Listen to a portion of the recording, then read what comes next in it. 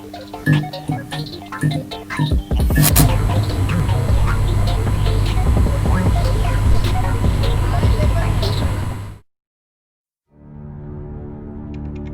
life,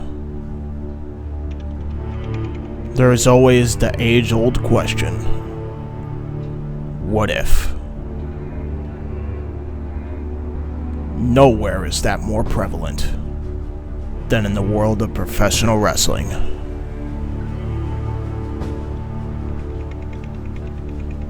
And now, the what ifs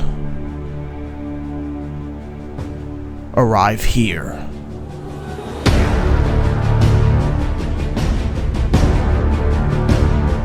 Wrestling Fortune 44 Incorporated presents the Fantasy Booking Series. Hey, what's up everybody? Welcome to the Fantasy Booking Series. I'm Owen Finch and I'm here with James the He-Man Hebert. Look, no ECW logo. I know. Dude, I don't even know what. It's my booking. I actually get to go this time. It's my turn. Yay! I feel like this video could either expose how rusty I am at doing videos. The last few times I've done a video, you've done the bulk of the talking. So we're gonna see how rusty I really am. It's been a long time, dude. As I said, if you just cut the main roster out and watch everything else, you'll be fine. Yeah. Honest to God, I'm telling you, it'd be beneficial to your fucking health. I know it's beneficial to mine. Anyhow, though, so yeah, my fantasy booking, as I've been saying, is me and James as a tag team. Now, you want to know how I came up with this idea and stuff like that, so I'll talk about it. Yeah. So obviously I would play a lot of the wrestling games, mainly, WW 12, 2K14 and stuff. And they had the story mode, where you could do cutscenes, like people hitting each other with cars and stuff. They would make them themselves. And I want to see a WWE. Yep. A card right here. Go sub. I don't remember which game it was. I think there was a storyline where you did a thing with Jack Swagger and Big Show where like he formed a faction with somebody. I don't remember exactly the context, and it sucked. And I'm like, all right, I think I need to start to make some better stories here and stuff. So wait, they had preset stories? Yeah, I don't remember which game. They had like a preset. I think it was WWE 12 or 13. It had to have been. It had to have been. Fucking Swagger and Big Show. Jesus Christ. And the promos would be yeah. So I wanted to do it myself. I didn't know James at the time, so obviously this booking didn't exist. But then wait, who was originally me then? Well, no, I mean, I didn't do this. I didn't even do this part of the video at all. I'm saying, like, I just did other stuff. They weren't the best stuff. It wasn't the best stuff, but it was better than what they were doing. And then I'm pretty sure a fucking 5-year-old can do anything better than what WWE's done in the last 15 years. So, and then we started doing this fantasy booking series. A few years ago, and I obviously went back to like old stuff. You'll see the video. It was so bad. It was really bad. It was really, really bad. So, luckily we took a hiatus, and I originally wrote this, but it was on an old laptop. So I changed. Obviously, the book is not the same. It's the same idea because I pitched this to James before, but obviously I think in the old fantasy series we have a video of you reading this and me just like. Yeah, it was bad. Looking so confused, like, what the fuck is going on with this story? But now why is he booking the entire year with everybody involved? Yeah.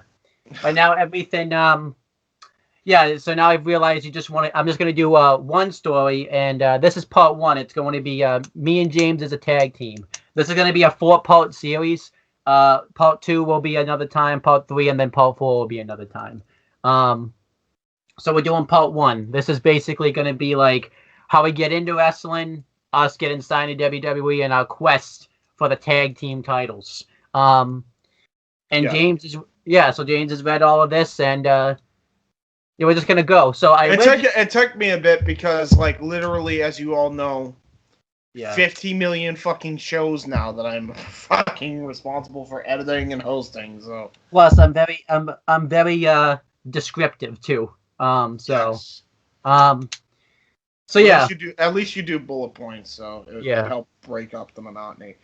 I'm lucky you can access this too, because I used to have to send this off to you, and apparently if you text it, you have to enter and do every other, because it looks like shit if you have the bullet points like one after the other. It's really tough to explain if you're not looking at it, but so originally I just wrote right when we got to WWE, but then I think I was bored one day and I'm thinking, I feel like we could do a nice quick description. We should kind of talk about how we got to WWE, what our road was. Oh boy! It's a bit of a bumpy road, but so I'm starting in the year 2012 because I think that's kind of when I started to get interested in booking. I knew about booking, but I mainly did it myself around 2012. So I think that's just what makes the most sense for me to start off. Yeah.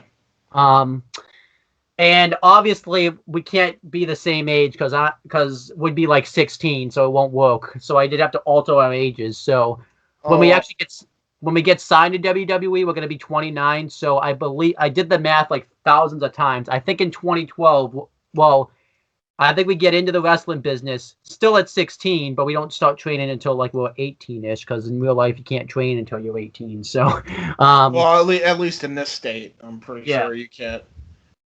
So, so pretty much our ages are different. And we're going to go through a quick description of everything we do in the indies and background and getting into the business. We start watching wrestling at 3 years old, which is that's for you. That's the same because you started watching wrestling. Pretty much, yeah. It ain't that different. My first exposure probably would have been Teal Hopper as opposed to Bret Hart getting screwed. Well, boy! I don't know which is worse. We start watching it in 1985 because we would be 3 years old at that time if our ages are altered. Ooh. Oh, okay. So we get golden era. Yep. Yeah. So for me, I would like the characters probably like some Ricky the Dragon, some Macho Man, some Andre and Hogan. Yeah, that sounds like a good time period. So for me, this is just probably who I'm thinking about. I get into. I would probably like the Hulk Hogan's and the Randy Savage and stuff. They're good characters, but I think I would get into the guys like Bret Hart, Shawn Michaels, and Ricky the Dragon Steamboat because of my size. Seeing people like that, working like that, I think I would get into. And this is where we improv. Who would get? If there was EC, So this is the improv part. If I knew what WCW was, I probably would love the Ricky Steamboat and fucking Ric Flair matches when I was a kid. Yeah. I love them now because I watch them now. But if I discovered them as a kid, I'd probably be drawn to them immediately. Probably too. Ric Flair versus Stan at the first class of champions, because that happened around that time, right? So I'm pretty sure I'd still be a Rey Mysterio, Mark. Oh, absolutely, yeah. Or it would not fucking change. No way. That would be like my favorite wrestler of all time. I think I'd still be a Taker, Mark. I don't want to keep. I want to keep that part the same. We gotta do. Do you remember? You and I would have probably loved it when Teddy Long, like in 2006, announced there's gonna be a 6-man tag team match. I remember they did this too. I forgot the team name. You will be facing Rey Mysterio, Batista, and The Undertaker. Yeah, absolutely. Me and John would have had a field day with that shit. We'd be like, all right, everybody, get the fucking popcorn. It's time to mark out. I would definitely get into that stuff. Obviously, I feel like we would totally get into the cruiserweight division when WCW brings it in, because obviously that would give us hope that we could get into the business and stuff. Just stuff like that, It's obvious shit that we would have gotten into around that time period. It's 100%. I really think I would have gotten into ECW as well in the later stages. Yeah. Probably 98 would have been the first year I started watching it. At that age, I think I would have been like, what, in my teenage years? Yeah, probably 98. Yeah, I would have discovered it. I would have loved to have seen Heatwave. Oh, absolutely. Yeah, the 98. '98 one too, especially. Fucking love that show. If nobody's seen the ECW Heatwave '98 show, watch it. We should review that show again too, because that was like our first retro. I feel like it was kind of. I mean, it wasn't bad, but I feel like it'd be better if we did. Yeah, it would be way better now. Which, by the way, are we even bringing back retro? What the fuck's the status on that? I'll have to see what's going on with that, but. Yeah, talk to Chris, because I think it's his fucking pick, and we're supposed to do NXT TakeOver Our Evolution at some point. Which, by the way, hey, cheap plug, iCard. I know how to work iCards. Go check out the fan. I thought they don't have those I thought they don't have iCards anymore. I thought they got rid of them. No, did they?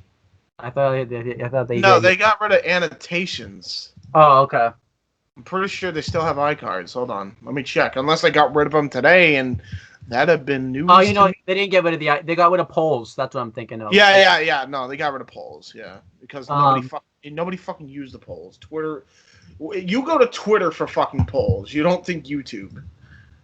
So then we're going into 1996 now, because we would be like in high school and stuff around this time. Yeah. We would join the high school wrestling team. We would make it into the finals of the tournament and sometimes win, sometimes lose. I mean, obviously, that would be kind of cool if we faced each other once in the thing, but we can't do that booking because it's real life. So, I mean, we're not actually booking it, but I mean, if we actually get, well, here's the thing: is like, it depends on your weight class too. Yeah, I know you would be a lightweight, 100%. Yeah. There's no way we'd be able to face each other even if we wanted to, because I would have been a heavyweight all day. By the way, I forgot to. I should have told you. I'm booked. You don't look the way you do now. You're gonna be like what you look like, WYW character wise. So you'll be more athletic and stuff. So. Yeah, no shit. I would hope I'm not a fat ass. I don't want to be Cassius Ohno without fucking basketball shorts covering my fucking white meaty legs. No, thank you. I forgot to tell you that though. I wanted to make sure I didn't make that. Yeah, no, I figured. I figured. But then, here and there, you would do some commentary, and maybe this is when you start to get into commentary, because I feel like you do really well commentating some of that stuff. So there you go. I have my moments where I suck, but most of the times I'm decent. Yeah, I mean, obviously you wouldn't be great, obviously, because this would be the first time. Oh, definitely, especially early on. I was fucking garbage early on. Holy shit! Compared to now. But most people in the wrestling team would make fun of us for watching professional wrestling because they find it fake and phony and a disgrace to the wrestling sport. Because, that's kind of what Kurt Angle talked about. Like, they would tell him not to watch it. They're fake, they're real. So, now, obviously, this part, I probably got this part of the booking wrong, but we would get... but about the ways we would get bullied about it, because I feel like I went to like elementary school stuff because I wasn't really picked on in high school about it. So maybe that I won't like they would take out our wrestling figures and out of our bags and say mean things and make fun of the shirts we're wearing. And this actually any other things in high school you think they would do though to make fun of us for watching professional wrestling that they didn't say? Like, I don't know if you made fun of them. I mean, if we're wrestlers and we're like some of the best on the actual team, the wrestling meets, I would imagine they wouldn't really say shit. I mean, maybe not shit, but I definitely think though if they found out we were watching wrestling. No, we would get the old hazing here and there. I feel like it'd be the fucking Boston Banner, like you fucking like gay men wrestling in tights on national TV. Probably that would probably be like the extent of it. It's just. Who cares? Like, I wouldn't give a shit. Like, whatever. Like once upon a time, if I was like 8, 9, 10, I would have given a shit probably. But like, who cares if we're like teenagers? But the bullying that does happen motivates us to actually want to go into the business. I think that's why I wanted to put it in there. Like, it motivates. Yeah, no shit. I mean, the thing about it is they saw. Didn't you say they see it, in this thing? You say, well, they see Kurt Angle and they're like. Well, shit, I'm going to stop saying anything. Yeah, that's pretty much what happens, yeah. I haven't gotten that far yet. They see Kurt Angle, because when Kurt Angle gets signed in 1999, and obviously because he won the, Olympics, they would see, like, wow. Dude, Kurt Angle in 1999 was, like, the hottest free agent. Absolutely. In the world. no matter where he went. Like UFC wanted to get him. Yep. WWE wanted to get him. ECW wanted him at one point. WCW was trying to offer him a contract. Yep. Like he was getting offers left, right, and center field because of his fucking acumen in the Olympics. That's no fucking joke. This guy was getting hammed with fucking offers. And I think that's why everyone would shut up about it too, because they see Kurt Angle get signed. They're like, "Wow, maybe this ain't fake or whatever." Yeah, like, well, I mean, no, I mean, because apparently you have to have an Olympic gold medalist to fucking go like 110 miles an hour with fucking Chris Benoit to realize I don't think I could do what they could do on their best day. By the way, and totally off topic, but is it just me, or in most cases, especially after the matches I've seen, like the work shoot I've seen with Angle and Benoit, would Benoit have not run through everybody in a wrestling meet? Oh, absolutely. I'm almost convinced he would have. Yep. To this day, I don't think anybody has been more intense than Angle since Benoit. Not one fucking guy. The closest being was maybe Eddie, but that's about it. Maybe Daniel Bryan. Yes, I would say more so the Ring of Honor Daniel Bryan. I mean, he probably could anyway now. Maybe Drew. Drew would probably be the best example of that, I think. Drew Gulak. Oh, he meant Drew McIntyre. That's why. Well, McIntyre, yeah, but McIntyre is just a fucking brick shit house. Yeah. Who could do a fucking tope con hilo? Yeah. At fucking 6'4" and like 256 pounds. Fucking nuts. I know. Anyway, I love Drew. I'm Drew, my boy. Anyway, let's continue. Sorry. And then before that, though, in 1998 and early 1999, we would host backyard wrestling shows and make it look professional. Maybe you could put some WYW inspiration in. Obviously, not. The funny thing is, this actually did happen in real life. So before WYW. Oh, really? Mike and I, we used to do backyard wrestling stupidly, but we used to. Yeah. So the way it happened was one of our friends, who shall not be named, got his back kind of just broken because the kid didn't know what the fuck he was doing in a Boston crowd. Yeah. And we got pissed off and beat the shit out of the kid for real. Yeah. Like, we took a bunch of foreign shit and just beat the fucking piss out of them. And then we ended up doing a backyard wrestling show. And we took over their backyard fed because they didn't know what the fuck they were doing.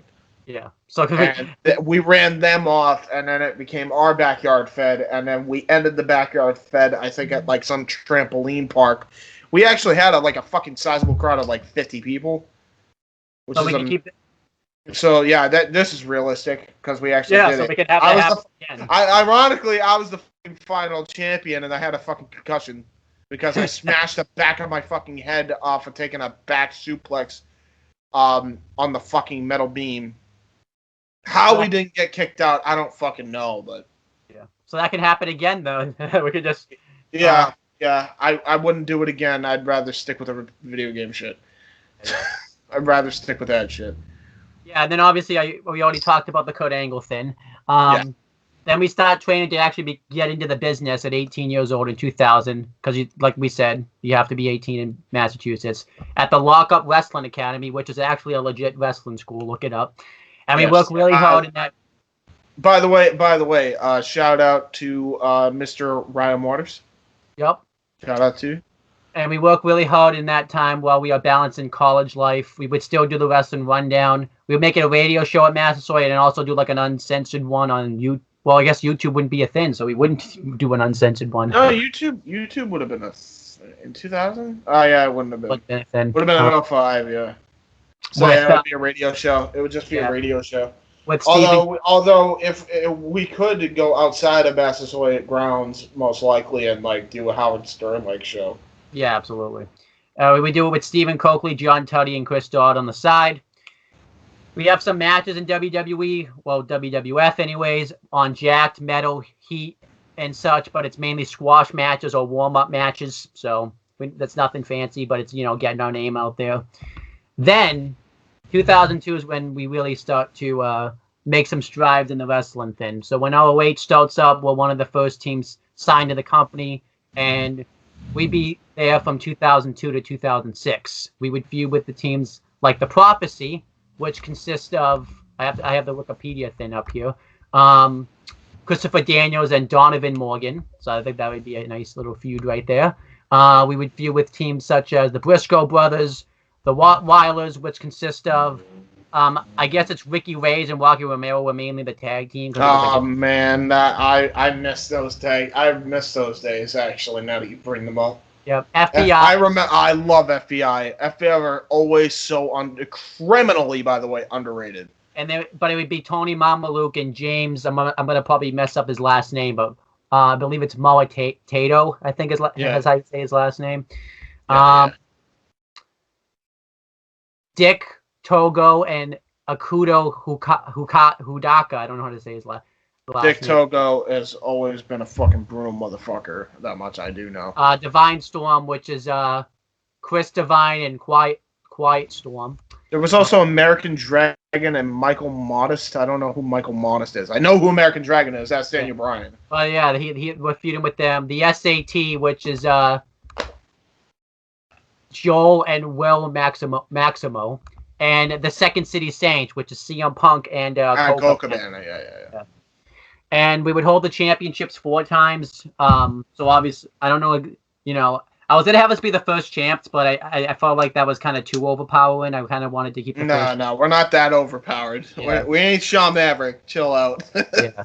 So we hold the belts 4 times, though. We would have some nice runs there. We would really help ROH get off the ground in terms of tag team wrestling and stuff. Any other teams, by the way, that were around in ROH in 2002 through 2006 you want to feud with? Or 2002 to 2006. I'm not sure who was around in 06 time frame. I don't know 04 or 05 much either. Yeah, because I'm rusty on my Ring of Honor history. I started getting into Ring of Honor probably at around 07, 08, 09.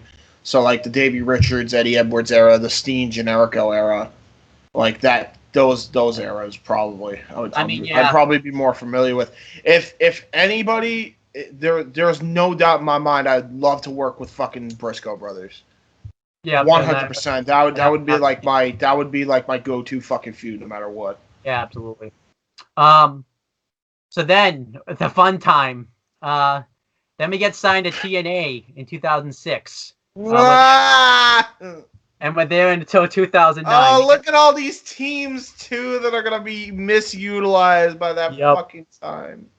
But yeah, we get signed to much fanfare because TNA was actually really good in 2006. So obviously we wanted to. Even despite the fact that Vince Russo was also ruining 2006 too with his shit booking, but the action was so great it was offsetting that. I mean, obviously we would take the chance. By the way, we got because it's our first major chance to make a name for ourselves on a major company. How could we not take that? Yeah, so we're still doing. And I would have been naive back then too, so I wouldn't have known any better. We would feud with the teams like AJ Styles and Christopher Daniels, Team 3D, Beer Money Inc., LAX, America's Most Wanted, and Main Event Mafia, which I think would just be Booker T and Scott Steiner because they were the I would not mind working with Booker T and Scott Steiner. Would you? Yeah. I'd love to work. Not at all. Any other teams you want to feud with? One team I would have loved to feud with if we're talking 2006, 2009. I'm thinking like fucking Triple X. And low key. Oh man, could you imagine the fucking craziness? Yeah. And some of those spot fest matches, that would have been fun. I'd love to work with Team 3D just to really show off our like mat wrestling chops in the context of this storyline. I would love to do that. I guess this is about. I didn't really say like what we bring to. So you're mainly going to be the powerhouse. You do some high flying stuff, but I'm mainly going to be the high flyer. But you're kind of more of the. Yeah, I'm the Hernandez. Oh, yeah. LAX versus us would have been a fucking surefire match. And this is the old LAX too. I didn't mention. Yeah, that. we're talking OGs. Yeah. We're talking Hernandez and Homicide. Yeah. Which by the way, I do hope that AEW and Impact make a deal so that way we can see like Homicide Hernandez and Eddie Kingston in the same group, please. Yes. Anyway, but then we hold the tag team titles in total. Oh, one more team that I would love to face just because I thought they were a very excellent team. British Invasion. Oh yes. Brutus Magnus and Doug Williams were a very, very good team. I thought they were very underrated, actually, around that time. Were they a team? Were they a team at this time though? Well, you said 2006 to 2009, right? Yeah, they would have been a team in 09, I think. So we definitely would have worked a couple TV matches with them at some point. Yeah, because I don't think you're going to see why. It's not going to get to the point where we can actually have a full-on feud with them, I don't think, yet. So, but yeah, we would hold the tag team titles in TNA a total of 8 times. We would hold 3 times the NWA because, NWA was titles when we get there. Then the actual TNA tag titles 3 times. And then the IWGP, which is what they call the New Japan tag titles, twice because they had a partnership with New Japan. So yeah, which Vince Russo fucking botched. Yeah, we don't talk about it. But I do like the fact that we got some gold here because that means we would be the first ones to win the NWA Ring of Honor, TNA, and IWGP champs, and then later on the WWE tag titles, which is eventually where this is leading to. I mean, it's us booking ourselves, so if you couldn't figure that out. But yeah, pretty much, yeah. But also, occasionally I would compete and challenge for the X Division Championship, but not quite win it. I would get close, though. And then you would challenge for the TNA Legends title in the same thing. But we're too loyal as a tag team to actually want to break out into I love how you make me go for the fucking Legends Championship, but not the fucking World Belt. I know it's Vince Russo booking, but it's like, come on. 2009, I can't have one match with fucking AJ Styles. Come on, man. Listen. I don't think you were ready yet to challenge for a world championship. I had to kind of you have to. That was the mid card. I have at least fought Kurt Angle on TV. Non-title, no title on the line, just to sure. But if I could fight AJ Styles non-title, then you can fight Kurt Angle non-title. Yay! So. Happy. I feel like too we could build up. It can build up the whole, because you could talk about like how Kurt Angle like inspired you to really want to get into the business because it would make a lot of sense in the storyline anyway. So why not have a match with Kurt Angle? Even I know it only lasts a week because Vince Russo's booking TNA, but hey, take the good while you're eating a bunch of shit. Then so eventually when Vince Russo, Kevin Nash, and the booking goes the way it did in real life in 2009, we start to have disagreements about the direction of our characters, the tag division, and the company. Obviously, you know what the thing is, but let's talk about the major thing we have a disagreement on, which is kind of like what sets us over the edge a little bit. When they put in Jenna Maraska, who was obviously a Survivor winner, I forget what season and stuff. I did the research so long ago, I don't remember now. And they want to push her first, and we asked, what's the benefit? Because she won Survivor and she was hosting it, but what publicity are you gonna get? Like 1 second then when they say, "Oh, check out TNA where Jenna Morales is gonna show up," like what Survivor fans gonna want to watch that and stuff like that. And we don't see the benefit. I know I wouldn't watch Survivor. I know Survivor wouldn't want to watch TNA. And if they saw TNA and this was their fucking impression of what Jenna was doing. All there would be like there'd be 2 impressions, probably both. One is, well, that was tragic. Yep. Their second impression is, well, I'm a fat now. Yep. If you have not seen Jenna's entrance, yep. you don't get the joke on why they would fap. Watch the entrance, and you would understand. At that point, I need to say no more. But we try to solve the problem. We propose. Yeah. Keyword there. Keyword there. Tried.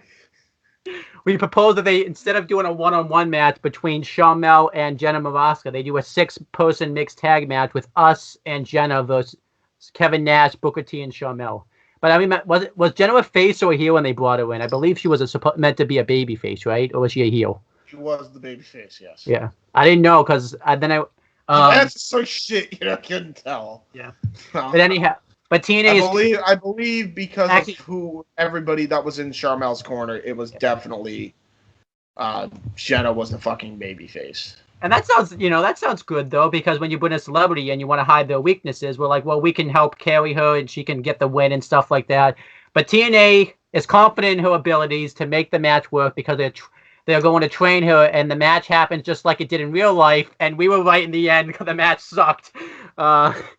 Yeah. I feel like too, like backstage, we're meant to have a pay-per-view match. I wanted to have this happen, and they get the spot over us. Like they take our pay-per-view spot. Dude, I would have been, honestly, I would have been fuming. I would have been I would have probably been venting to you and AJ and Daniels about that shit. I'm like, does no one see the bullshit in this? Yeah. We bust our fucking ass, and then they take him and I's fucking spot from the fucking card. Yep. And how about that?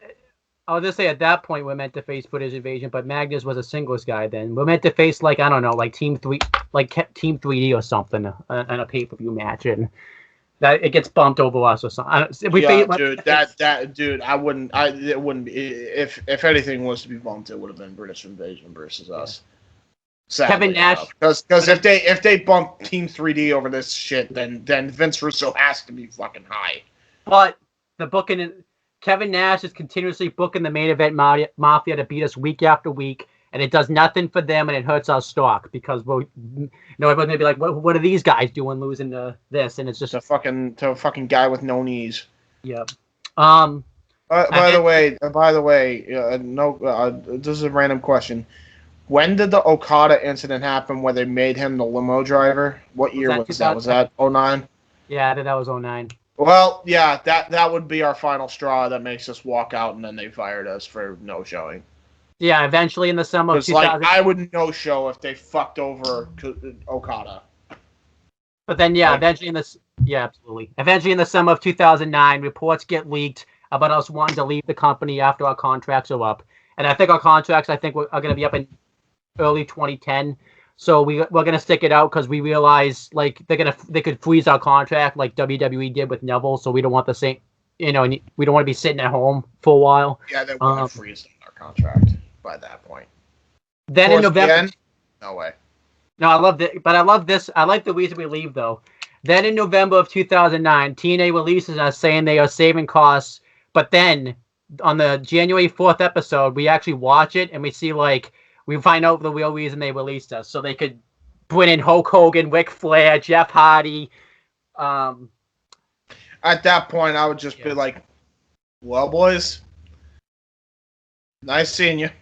Yeah, but we have a non-compete clause until January 2010. So I think mainly we would, just do our podcasts. I feel like too. One of the podcasts would be us talking about the bullshit of TNA politics and stuff. Oh boy, I'd have a field day. I feel like too. Mike should be on for that one too. I think Mike. Dude, I would have Mike on there 100%. He'd be the one hosting more than likely. It would be a Cole Cabana situation. I feel like too. Mike should there be a thing too where they try to take our YouTube show away from us too, or do you think that's too far? Do you think they wouldn't do that? No, they wouldn't. They wouldn't have a leg to stand on in court anyway because what is money to TNA? Exactly. The game they play is no buys. I also forgot to put this, but because of this booking, it hurts our passion for wrestling a little bit. How about we're not thinking about just walking out of the business TNA? We're like, what are we doing in this business for? If we worked our asses off just to be treated like this, fuck this. And then Mike convinces us there are other wrestling companies outside of TNA and WWE, right? Just because they're not the mainstream doesn't mean they ain't big enough to go there. So then, in 2009 and 2012, we just toured wrestling companies, going everywhere and not really signing to any company, but having some awesome matches to rebuild our credibility, because it's going to need to get rebuilt after TNA tried to hurt our credibility. By the way, everyone's asking, why I booked ourselves so shitty in TNA. I should probably explain that. I wanted a reason for us to want to leave that company, because if we're being booked well, why would we stay there? So I wanted, or why would we leave in this case? Yeah. So, by the way, how spot on did I get the booking of TNA, by the way, around that time? Like, Yeah. anything before I move on to like the good stuff? Anything else, by the way? Like you want that? Like, I mean, honestly, other than that, I would probably hear about how they treated Okada and then be like, so you want to join Chaos? yeah. And So then- help out our buddy Kazuchika Okada become one of the greatest modern legends in the history of pro wrestling? Because I do. So yeah, while doing this tour though, we win the tag team titles in NWA, New Japan again, ROH again because we go back, PWG, Top Rope Promotions. Would you want to go to CCW? Because I know you don't really like that company, but would you be fine wrestling there, or do you want me to take that out? I'd only wrestled there for like a short stint if it meant I can powerbomb Janela. Okay. That's about it. And I mean like powerbomb him through the dumb shit he wants to be powerbombed into. He's like, look at yeah. And all the and other tag titles I haven't mentioned. We would feud with the Kings of Wrestling, the world's greatest tag team because they were available at this time. TKO Ryan. They were in Ring of Honor. Yep. TKO Ryan and Vinny. Biff Busick and Ted Goods. He wasn't Ted Goods then. He was like Ladies Man, but I don't remember what his name was. But No Limit, which consists of Naito and Yujiro Takahashi. I don't know how to say his first name. Yeah, Hiromu Takahashi. Fucking yep. Excellent. He's the crazy fucker. And Chaos, which I would rather join Chaos just to help out our boy Kazuchika. Okay. Especially after the way fucking TNA fucked him over. Absolutely. Any other tag team you want to feud with doing this tour? So we're talking TNA. We're talking about this is everywhere. This is everywhere but TNA. Yeah. Okay. And this is from 2010 to 2012, by the way, so you know where you have the gap. Let me think here. What tag teams were around? Ooh, was Killer Elite Squad a thing? Oh, I forgot one, by the way. I did forget. Oh, I said No Limit. I meant to. Let me see. Killer Elite Squad, and that's Lance Archer and Davey Boy Smith Jr. I believe they were. Let me check. Yeah, dude. Let me check though. I want to have a big beefy boy fight with fucking Mr. Everybody Dies Lance Archer. Yep. Look, oh wait, no, I don't know. Actually, I don't know. Oh nope, they're not around. July 2012. We can't face them. Oh. Well. I don't know. You probably covered every base, realistically. Because we can't. If Roppongi 3K was around, I would wrestle them, but I doubt it. Yeah, I don't think they were around. But anyhow, Young Bucks left too, didn't they? Didn't they leave TNA in like early 2011? I would love to fight the fucking Young Bucks. Yeah, absolutely. Yeah. But then, eventually, in early 2012, we finally get signed. And War Machine, if they were there. Yep. That's about it, though. And then eventually, in early 2012, we finally get signed to WWE at 29 years old. And I'm adding this part of the booking. We have some stipulations, though, because we don't want to get treated like shit this time. We tell Vince, you're not just going to treat us better. You're going to treat tag team wrestling like it's like not the most important, but like one of the most important things. We don't want to just come in. Oh, so we FTR this. Yeah, pretty much. Early on. Good. Yeah, that's pretty much the only. I mean, we have other perks. This is kind of like when we do like a sit-down interview, JR does them all because you're going to see like JR does all our things. I actually just made that a perk because why not? Yeah. And then any other perk you maybe too like you know. Yeah, I can't think of any other perks at the moment. Like I got a perk. What's up? A free coupon to Wendy's at every end of the month. Why not? I mean, hey, everybody's like, and this is what I've noticed. And this is just like for my shoot wrestling knowledge. Yeah. Like people shooting shit on like podcasts. Typically, what wrestlers do to have conditioning is they split up their carbs and the protein, and then they will have like one cheat day either at the end of every 2 weeks or at the end of every month. Matt Hardy just posted he didn't just post it. For me, he did. I believe when he was going to Dynamite once, he says he goes to Wendy's and gets gets a burger every week. Bro, sign me up. If you could have Wendy's and wrestle, that's fair game for me. I'd have a fucking field. By the way, too, especially if I'm the big muscle of the group, dude, I can have my Baconator meal with some fries and some fucking two 6-piece McNuggets. Yeah, I'm set. Also, too, by the way, we get full. I shouldn't say that, but we don't cut in scripted promos. I feel like that should be another poke. I don't want to say full because I don't want us to. Because the thing is too, we're also new, so we can't ask for too much. You know what I mean? Then we won't get signed. So just give us bullet points. Give us bullet points of where you want to go. We'll try it. We'll bring it to that direction. Yeah, but with our accolades, I think WWE would be pretty desperate to get us. They would be willing to give us anything. So we kind of use that a little bit to our advantage. This is 2012 as well, where Punk made indie wrestling successful in the WWE. Yeah. Even though it changes later and later and later. Well, actually, 2 years after the fact. But yeah, we do a short stint in FCW just because I want us to debut after. By the way, they weren't the Rotundos; they would have been the Wyatt family. That was the original incarnation of the Wyatt family. Nobody knows. Oh, really? Bo Dallas was a part of the Wyatt family at one point. Okay, then. So then it would be we would wrestle in FCW for a brief time. We would win the belts once, and then we would feud with the Wyatts, I guess, and lose the belts to the Wyatts. It's pretty standard booking, but we wouldn't be there all that long. We're just kind of there. We also would need to learn a little bit of the WWE style, so that's why kind of we're there. Because, we just came off of doing New Japan CCW matches. I feel like, we wouldn't really be used to the style yet. So no, not at all. So I don't like being squeaky clean, you fucks. Yeah.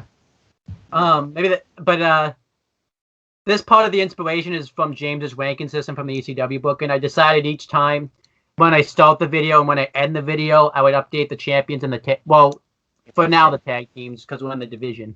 Yeah. And I'm also gonna do it if the champions change a lot, so that way you guys are up to date.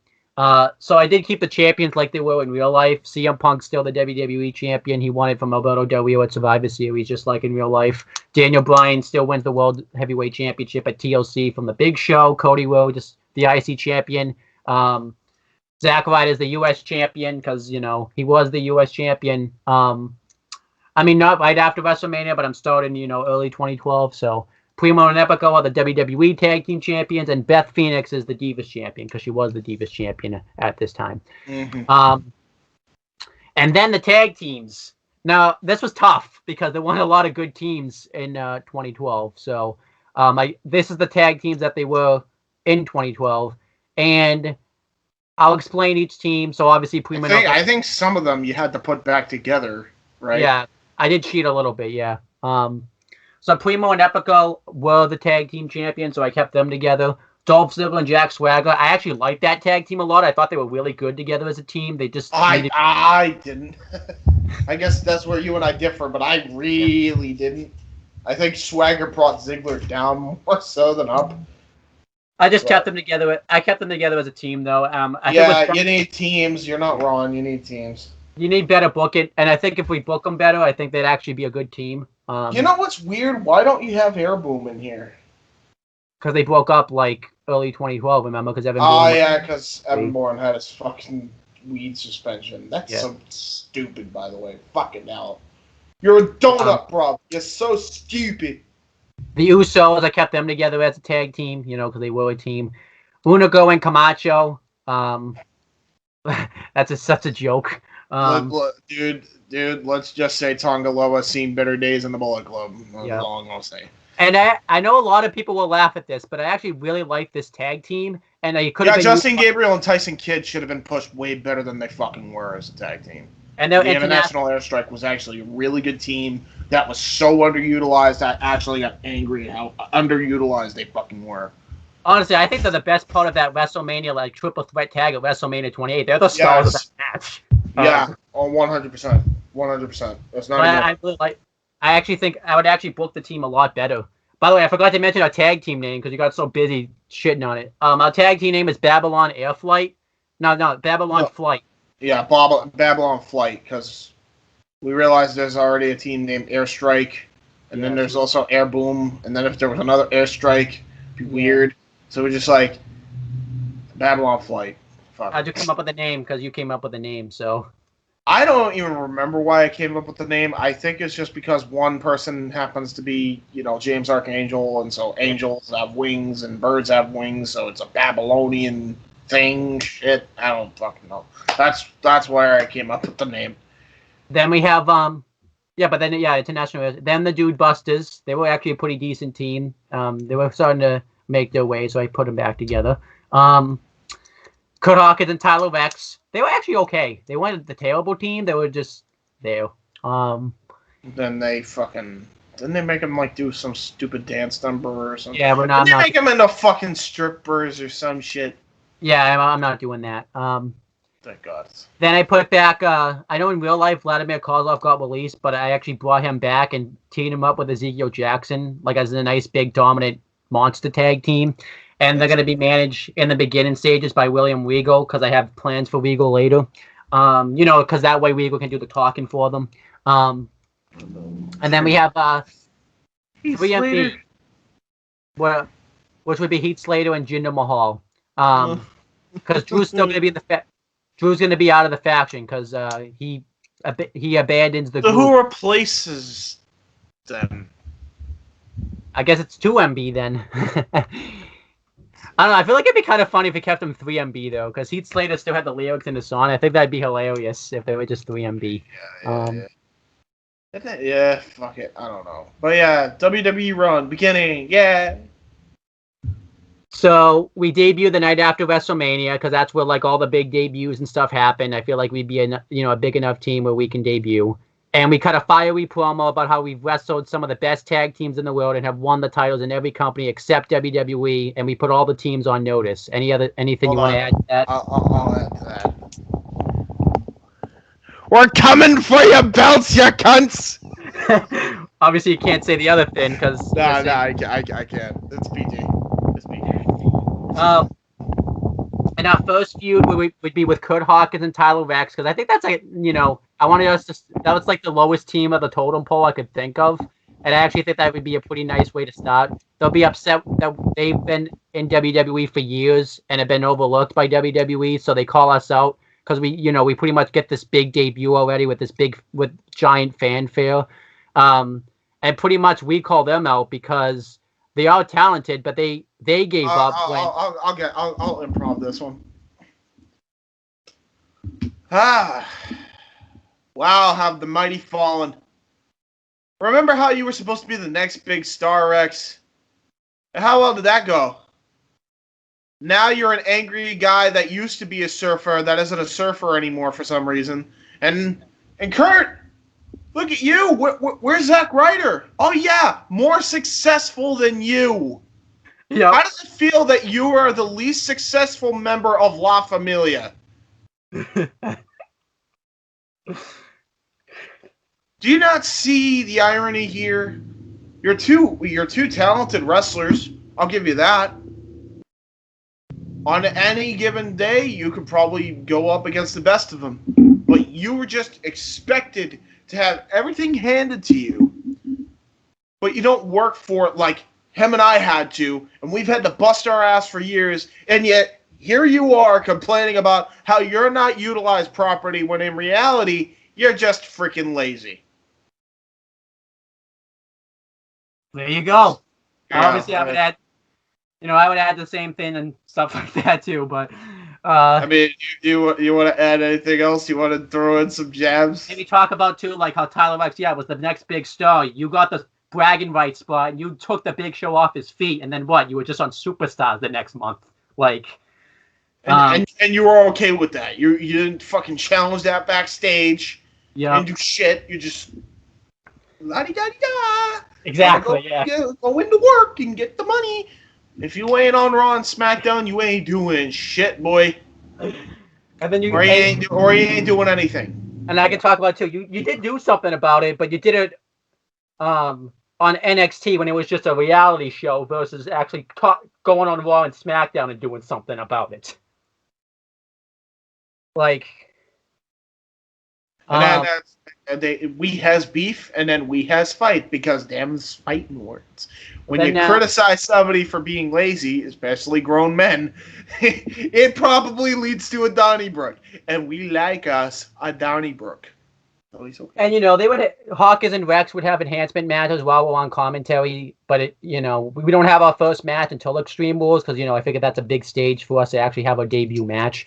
Maybe they can talk about that too. That they don't think it's fair. We're not going to get into the ring until Extreme Rules, and stuff like that. So that can be kind of cool. Contract clause, buddy. Contract clause. Yep. Well, I don't want to say contract clause because then it makes us sound like heels. You know what I mean? Yeah. True. So our debut is there. We're in the opening match. It's Babylon Air Flight us versus It's Babylon Flight, not Babylon Air Flight. Just Babylon Flight. As you can tell, the team name is fairly recent because yeah, we changed the name last minute. I think. What was it? Since it's Extreme Rules, we have to do a stipulation. So I did a tornado tag team match, and we would win fairly easily because we're the more experienced tag team, and we would win them with our finisher, which is the Power Bomb or the Damnation Bomb, Blue Jay Splash. He would hit the Blue Jay. He would hit the Power Bomb, and then I would hit the Blue Jay Splash right afterwards. At this point, if I'm a big powerhouse, the Damnation Bomb's just going to be fucking Keith Lee's Spirit Bomb. There you go. Fucking come on, big ass friggin' last ride set out Power Bomb into the freaking Frog Splash. Yes. And I had to think of things for us to do for the next few months. And I remember the tag team division around that time was just matches. There was no character development and stuff. And we actually get that. And I think that's going to make us stand out. For the next months, we have enhancement matches and we have little vignettes, going over like our characters and stuff. And it really makes us stand out. And it's really starting to get us over. So shadow boxing in the light. And we have sit down stuff where we talk about. Obviously, not behind the scenes, but how we've been all over the world. We were, in a place where we weren't treated well. I forgot to mention, TNA's gone by this point. By the way, WWE ends up buying out TNA because TNA runs themselves. But by this point, they already buy them out. Yep. Yay! More teams. So then at No Way Out, we get a win over Unico and Camacho in a fine match. Just to kind of really get us over some more. Then we have our first. Well, meanwhile, I'm not there yet. Let's talk about what else has been going on in the tag division at this time. So, because this is going to tie into us. At Elimination Chamber, Johnny Curtis cashes in his championship opportunity he won at Season 4 of NXT, Teaming with R-Truth, which they forgot about. I know he did it in NXT when he teamed up, I think, with Michael McGillicuddy to face Team Hell No, but it actually happened. Yeah, it's like they just completely abandoned it because Johnny Curtis was just like, well, I'm going to just pour milk over my head. But no, it actually happens this time. And they face Primo and Epico. But I forgot. You made me remember that fucking Fandango poured milk on his fucking head because R-Truth turned bad. However, though... Jesus Christ. However, moments before the match, though, the $1 Million Man, Ted DiBiase, comes out and says that he acquired a new tag team called Perfect Fortune Inc., which consists of Ted DiBiase Jr. and Michael McGillicuddy, who's now going to be called Curtis Axel. And he gets revealed they're in the match now because everybody has a price for the $1 Million Man, and then he does his laugh. I can't do his laugh. Yeah. He just bought his son's way into the fucking belt, into the fucking match, basically. Meanwhile, you got fucking Primo, Epico, R-Truth, and Curtis looking at them like, yeah, you fucking shit. Really? How the fuck do we prepare for this? So then they end up winning the belts, obviously, because they weren't prepared. And Perfect Fortune Inc. throughout the next few months are going to use their money and skills to beat teams such as the Usos and Primo and Epico. They beat Primo and Epico, who are now going to turn face from this. WrestleMania, and then the Usos the next month. Rosa Mendes. Oh, could you imagine Rosa Mendes being as pissed as she? Oh, yeah. Ooh. Then at No Way Out, there's a fatal 4-way match. Dolph Ziggler and Jack Swagger win it to become number one contenders by beating the Usos, Primo and Epico, and International Airstrike. Actually, there was a 4-way match in real life, except the Primetime Players won it. I think I just took them out and put Ziggler and Swagger in there instead. How come Primetime Players aren't in this? Or did they not come in until later? I mean, I could never really find an appropriate time to put them in because we were feuding with so many other teams. I mean, they'll still come in and stuff like that. But they just won't fade us. Yeah, they won't really face us. Oh, well. Okay, next. We have a first proper feud as a tag team. It's with Dolph Ziggler and Jack Swagger. On the June 18th edition of Raw, we would face them and have our first loss to Ziggler and Swagger via Vicky Guerrero interference. Because Ziggler and Swagger got to build momentum for the future tag team title match. So it makes sense for them to get the win.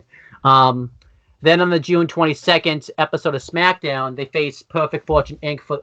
Oh, by the way, because that was your idea, do you want to explain Perfect Fortune Inc., how they came together as a tag team and stuff? So originally it was just my idea because I'm like, well, son of Mr. Perfect, son of Ted DiBiase. Yep. Teamed them up, Perfect Fortune. Little did I know they actually did do this in Deep South. Yeah. So, I actually tried to find it, but I couldn't find any clips. It must not be any clips, but obviously they're not going to probably be booked the same as in Deep South. But yeah, so no, I don't even know. I'll be honest with you. I don't even know how the fuck they were booked in Deep South. Yeah. I'll be real. I don't know. And I forgot. So originally when I put them together too, by the way, I put them together before Curtis Axel cut that fiery promo like in his hometown. So I originally just had the DiBiase's do all the talking because I didn't think Curtis Axel could talk. But now Curtis Axel is going to talk because he's actually a hell of a promo, believe it or not. So yeah, no shit. It's almost like the son of fucking Mr. Perfect can cut a goddamn promo and they didn't give him a proper fucking chance because everything was scripted. So yeah, then on the then on the June 22nd edition of SmackDown, Ziggler and Swagger face Perfect Fortune Inc. for the tag titles, and we come out to do commentary. And this time, when Vicky Guerrero tries to interfere, we prevent it, which distracts Ziggler and Swagger, costing them the match. Now, obviously, we're going to look like heels, but I'm going to explain that on the next thing. So on the next episode of Raw, I didn't write the date down because I forgot to. We explain that we aren't mad that we lost our first match. However, it was the fact that we lost, that our first loss came through underhanded tactics instead of losing to a better tag team. So I think that explains kind of why we interfered. They screwed us over, we screwed them over. So Ziggler and Swagger are now upset with us because we cost them the tag titles. We also say that the only reason Ziggler and Swagger have gotten this far as a team is because of Vicky Guerrero. So we make an offer. At Money in the Bank, we have a 6-person mixed tag team match. It's Ziggler, Swagger, and Vicky Guerrero versus us and a partner of our choosing. And they obviously accept. I didn't put that in there, but they accept. Anything you want to add to this promo? Or did I kind of add everything you would have said? So. Yeah. Okay. You covered everything pretty much. It's pretty self-explanatory there. So over the next few weeks, there'll be matches and segments where Ziggler and Swagger continuously get one over on us because of Vicky Guerrero. Because I want to have that in there, that's the X factor right there. You're dealing with the X factor. Funny, Vicky Guerrero just came out and said that one week. Excuse me, you dealing with the X factor. But then at Money in the Bank, the match happens and we choose. So I will say when I booked this at the time, it was somebody else, but we don't talk about that person now. So who was it? Come on, Dario. It's a woman, so you know who it is. Yeah, the other Mexican. Yeah. Shithead. Yeah, so I did change the booking of this part. So instead, we choose Chelsea Green, who we knew in the Indies for years, and we could have it be implied you and her are like in a relationship, but they never really talk about it until later. It's just I imagine right now, Chelsea somehow finds this video and she's like, "You paired me up with this fucking Yeah. Gross looking fuck. And it was like, hey, yeah. But yeah. You're not wrong, Chelsea.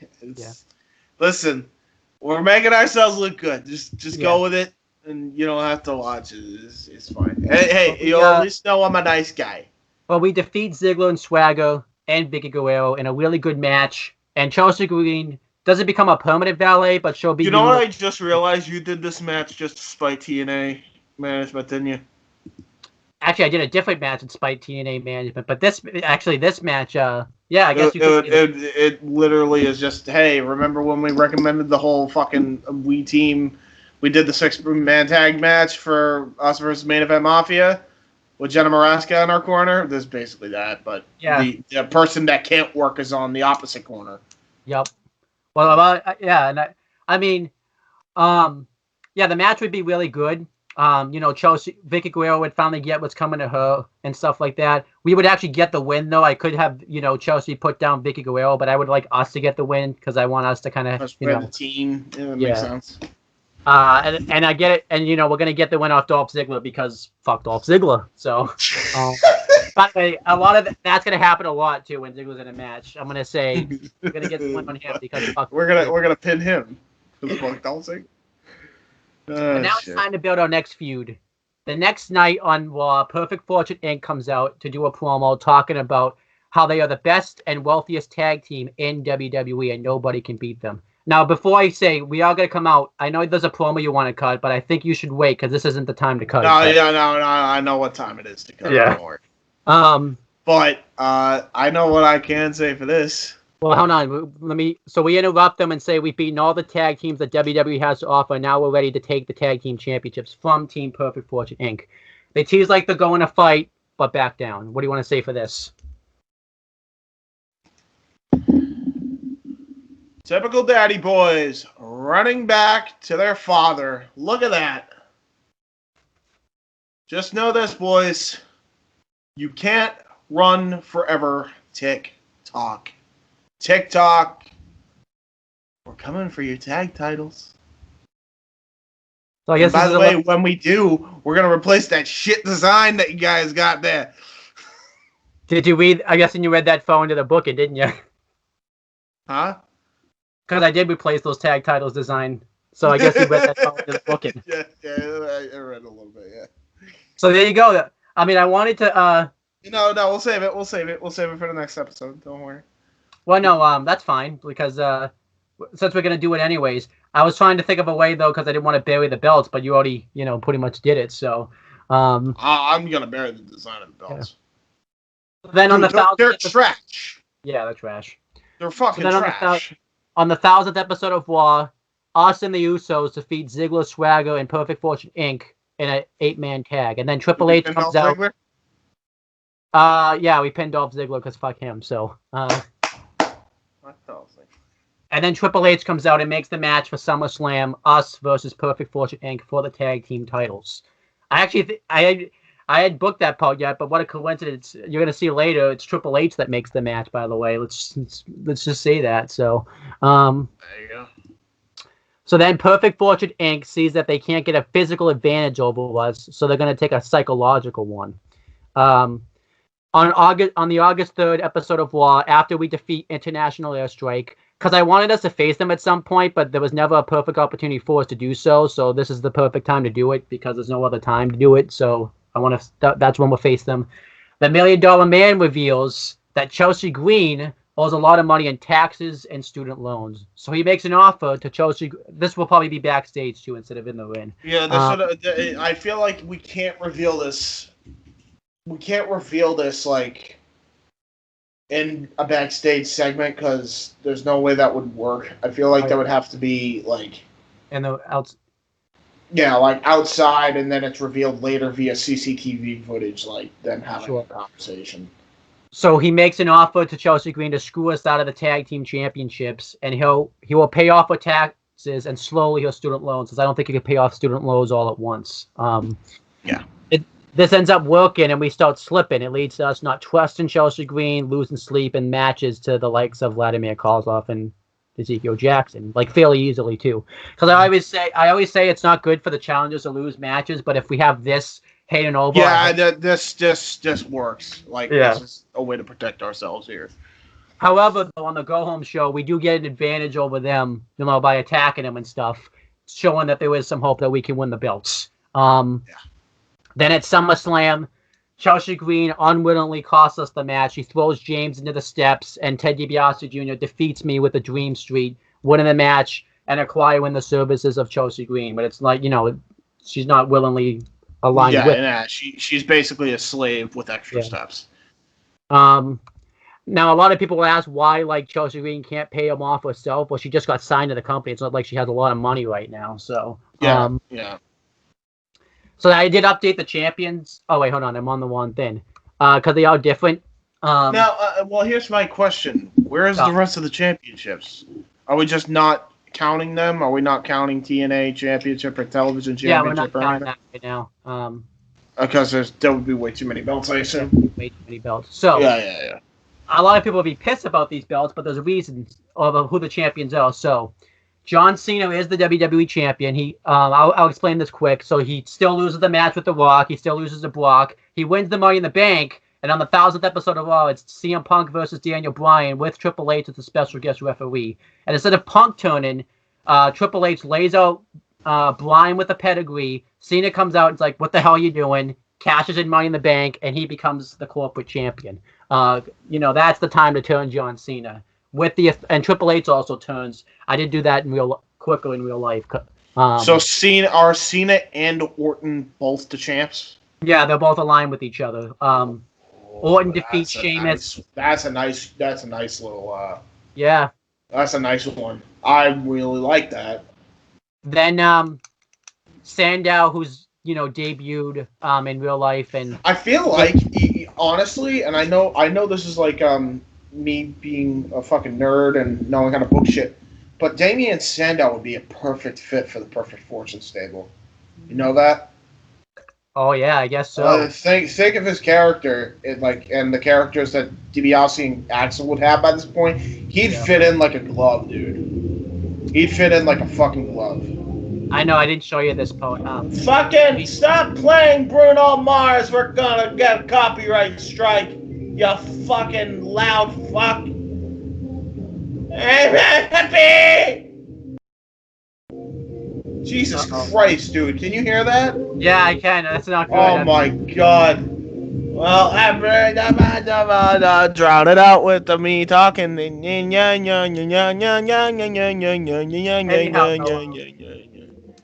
So, holy shit, how long is this fucking red light? There we go. Okay. That was fucking loud as hell. Yeah, I can't really book Sandow though in the Perfect Fortune Inc. because I'll have to change. And if you had said something earlier, I can't really do that now because it's on the fly. Yeah, no, that's fair. That's fair.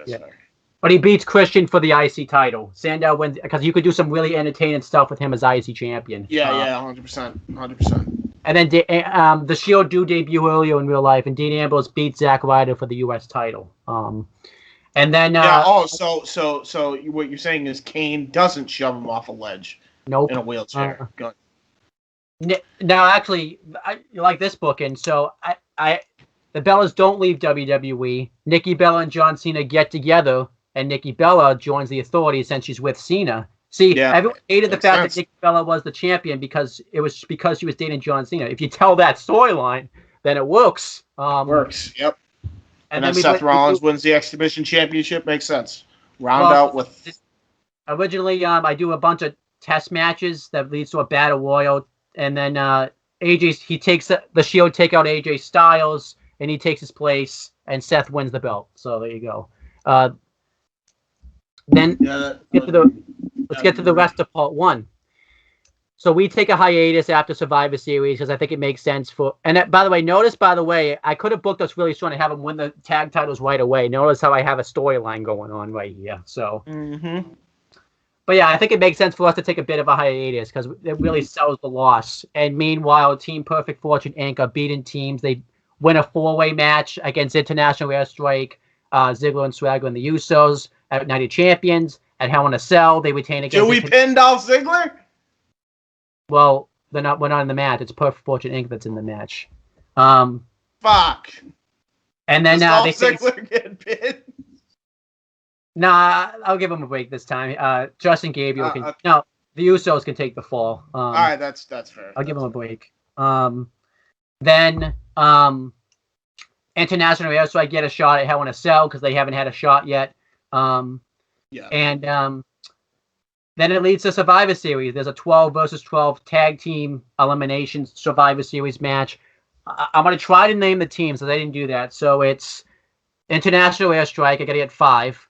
The Usos, the Dude Busters. Well, actually, and us and there's another face team somewhere in there. Oh, I think it's Percy Watson and Yoshitatsu because I needed to throw a team. They were. Oh yeah, I forgot they were a fucking team. Yeah, they were a makeshift team, and the heel team is one of the fucking teams that you acquired from Impact. Want to get Motor Machidi? I can't do Motor City because Chris Sabin was hurt at this time. Well, wait, he wouldn't get hurt though, would he? Because that because that area doesn't exist anymore. We'll do Motor City then. Yay! Which I'll have to change the booking of that then if we have Motor City now because we'll probably have to. I mean, do you really have to? Do you have Percy and Tatsu and fucking long term? No, do you really? I'm saying if we have Motor City now, though, we probably want to do a match with them at some point. I think, but I mean, I'm sure we would on TV. It's not like we have to put it in the booking though.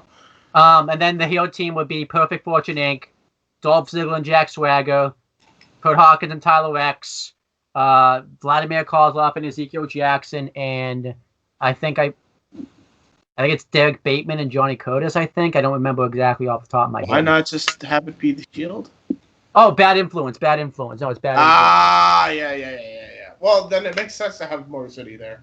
Yeah, and we're going to be like a surprise tag team too. Like, we'll come out, and I didn't put this in the booking, but there's going to be some. There's going to be an instance where me and James have miscommunication in the match. We still win the match ultimately, but we're going to have some miscommunication because that ties. You do realize that part of the miscommunication of you trying to be, because you think it's just as simple as Chelsea is, just turned our backs on us when I know there's something more than meets the eye, and I got pissed. Yeah. And I basically went in there and just did a Daniel Bryan and eliminated like 3 members of that fucking team all in one fell swoop. So I'm gonna spear the shit out of some motherfucker on that side. So yeah, this is how the however part. The next night on Raw, we're cutting a promo about how we want to get the tag team titles, and then James grabs the mic and he's just like, you can see this, so why don't you just read this word because I don't think I can do the delivery as well as you can. No. You look at me and you're like, the hell do you mean no? What do you mean no? Yep. Bro, I've already told you my heart isn't in it after what happened. It was the Raw champion. This is just the Raw championship. It's the Raw time, and it ain't worth losing a friendship with Chelsea. You need to find a new tag partner. Because I ain't a part of this. I can't do that. I just can't do it. You actually delivered it a lot better than I actually wrote it. I thought you would too, so that's great. Yeah. Well, I mean, this is nice. So for the next few weeks, you find a new tag partner. Yeah, I try out Truth. You try out Truth. Oh Jesus!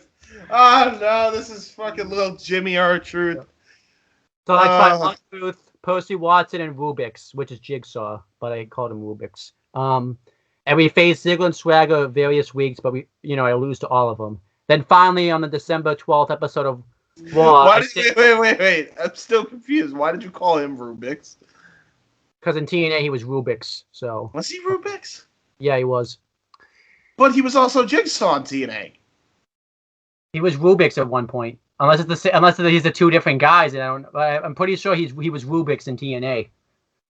Sure, I don't fucking know. It's not important. It's not part of it. It's not a big. So yeah, finally I sit you down and I'm just like, look, this is clearly the $1 Million Man Ted DiBiase's plan. He wants us to be against each other. He wants to break us up as a tag team. And I've been trying to find a new partner, but I almost just made it sound gay, but but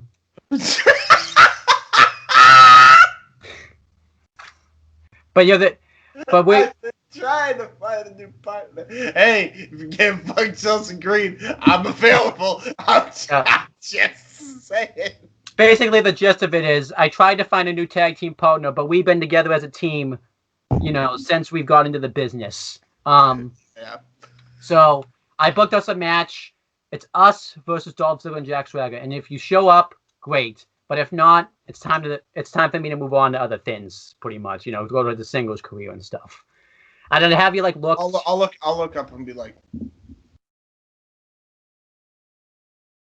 Well, I don't want it to be known yet, though, whether or not you're gonna show up. I'll think about it, but I'm not exactly into this. You know how I am. I'm like this. So then, because this is actually pretty spot on how James can act in real life sometimes. So sometimes. I think you're correct. Your statement. Yeah. I concur that this happens pretty much all the time. Yep. So why not turn it into a storyline? So yeah, just use my weaknesses as stories, because it's better for me to be a more vulnerable fucking babyface than a fucking face that just conquers everything. Because that'd be dumb. At TLC, it's us versus Dolph Ziggler and Jack Swagger with Perfect Fortune Inc. on commentary. So at first, our entrance music goes off. We come out. At first, it's just me to make the fans think you're not going to show up. But then, 2 minutes later, you come out and the crowd goes mental. They have a huge pop, and we would win in a 2-minute squash because Ziggler and Swagger aren't prepared for us to reform. And let me do some improv. Looking over at Perfect Fortune Inc. Yep. So the plan. I mean, I guess the plan ultimately failed. Finally, I was able to talk you back into coming back as a tag team. So yes. And it makes sense for us to squash Ziggler and Swagger because they wouldn't be prepared for us to actually show up. So and plus, fuck Dolph Ziggler. Exactly. So then our focus is to want to win WWE Tag Team Championships. However, Perfect Fortune Inc. continue to duck us by either sending tag teams to beat us down.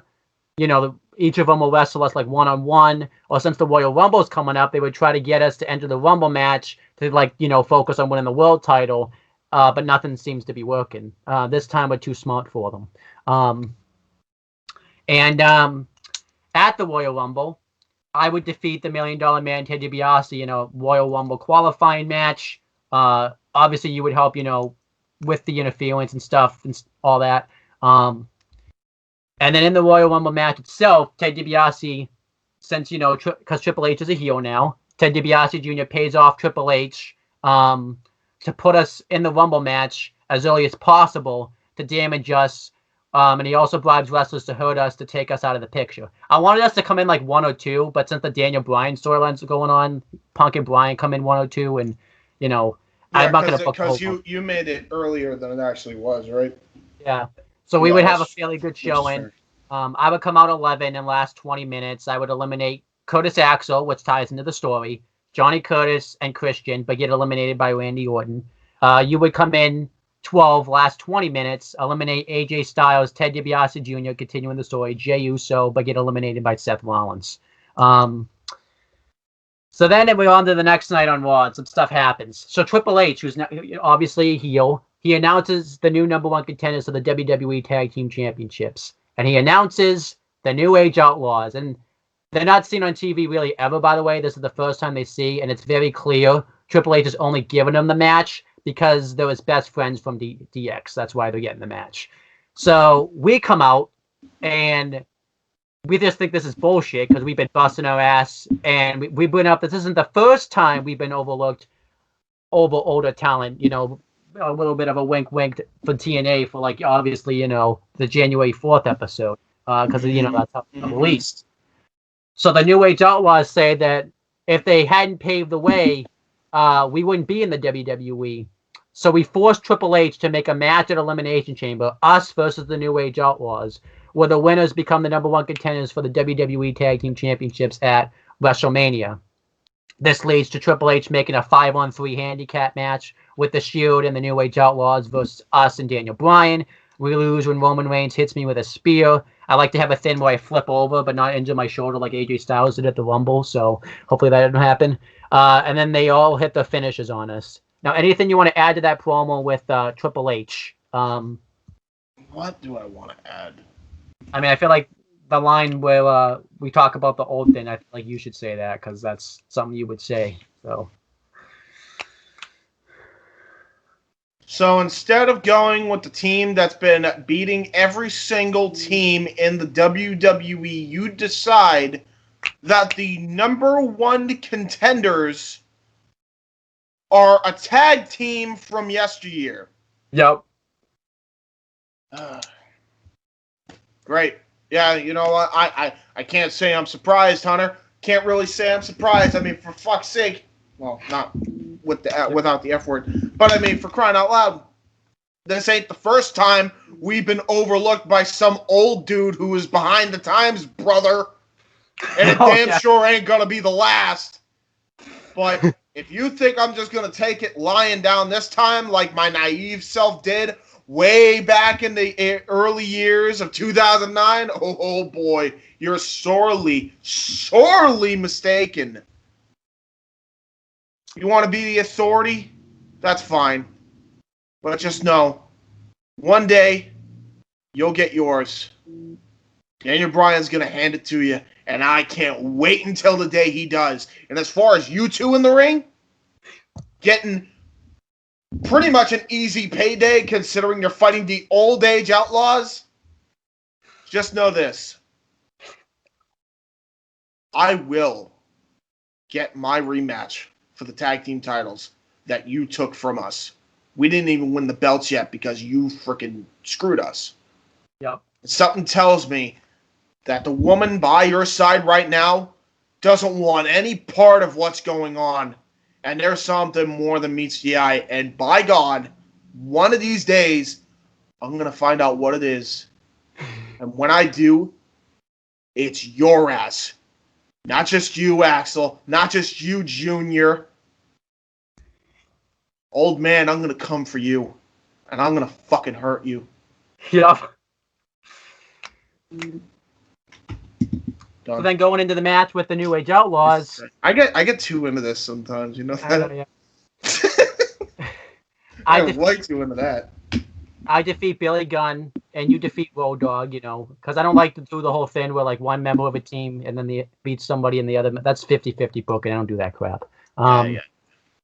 On the go-home show, we're watching clips of the matches, and the New Age Outlaws come into the room and shut off the TV, and they say, you could study and train for us, but what they have over us is experience. I didn't really write a response, but, you know. I got a response for you. One of the greatest of all time. Right here. New Age Outlaws. I don't care how good you are. I don't care how good you were. You ain't got shit on two guys with chips on their shoulders for all their effing life. See you in the ring, Brody. I could even talk about how, you know, we've had to lose so much just to get this tag team title opportunity. We're not going to let it go by easily or whatever. So then at Elimination Chamber, we do defeat the New Age Outlaws and finally become number one contenders. We are number one, but the story ain't over yet, though. Oh, no, it's not. So on Raw, the next night, there's a 12-man tag team match. It's us, the Usos, and International Airstrike versus Team Perfect Fortune Inc., the New Age Outlaws, and Dolph Ziggler and Jack Swagger. I didn't write who won, but the faces win by pinning. Why not? Dolph Ziggler! So, or should I give him a break? Should I give him a break this time? Nah. Keep the meme going. However, though, at the end of the show, backstage, there's a meeting with the Authority in the Authority's office, and they say they're not booking the match at WrestleMania because they don't think it's a marketable match, and we're really frustrated about it. Like, I'd have you hold a water bottle or something and just toss it on the ground because you're so pissed off about it. Like, oh, I got one for you.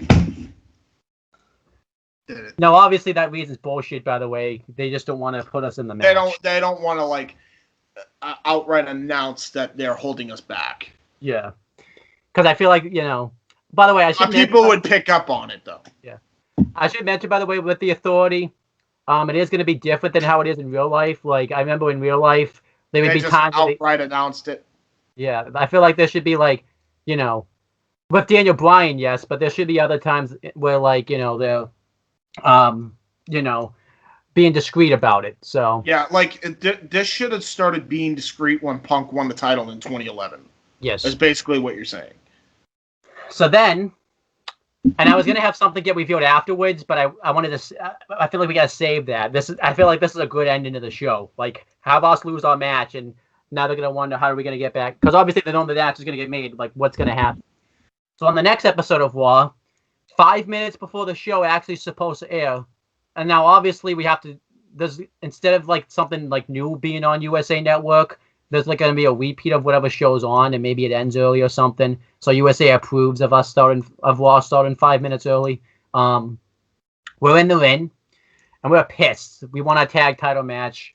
That our tag title match is off. So we demand that the Authority add the match back, or we're not going to let Raw go on. The Authority comes out and says that they won't do it because it's not marketable and it's not what's best for business. So they try to send security to throw us out. We beat them down. They try to send Johnny Curtis out, who's scheduled to have a match, but we beat him down. He really wasn't scheduled to have a match, but I just need we need to have somebody. So eventually they send out the Shield and Perfect Fortune Inc. and the numbers are too much this time, so we get beaten down. Backstage, Daniel Bryan's approving of what we're doing and says to keep sticking it to them, and everything will work out. Daniel Bryan doesn't make the save. Like, how about we say he hasn't arrived to the arena yet, and Punk doesn't make the save because he's focused with this match with the Undertaker, so he doesn't want to get injured before that. So, so then on SmackDown, I face Ted DiBiase Jr. and the match is going along fine, but this is going to be the first real time that James and Chelsea Green come face to face, and this kind of distracts James, which causes Axel to hit him in the back of the head with the tag title belt, and DiBiase Jr. hits Dream Street to get the win.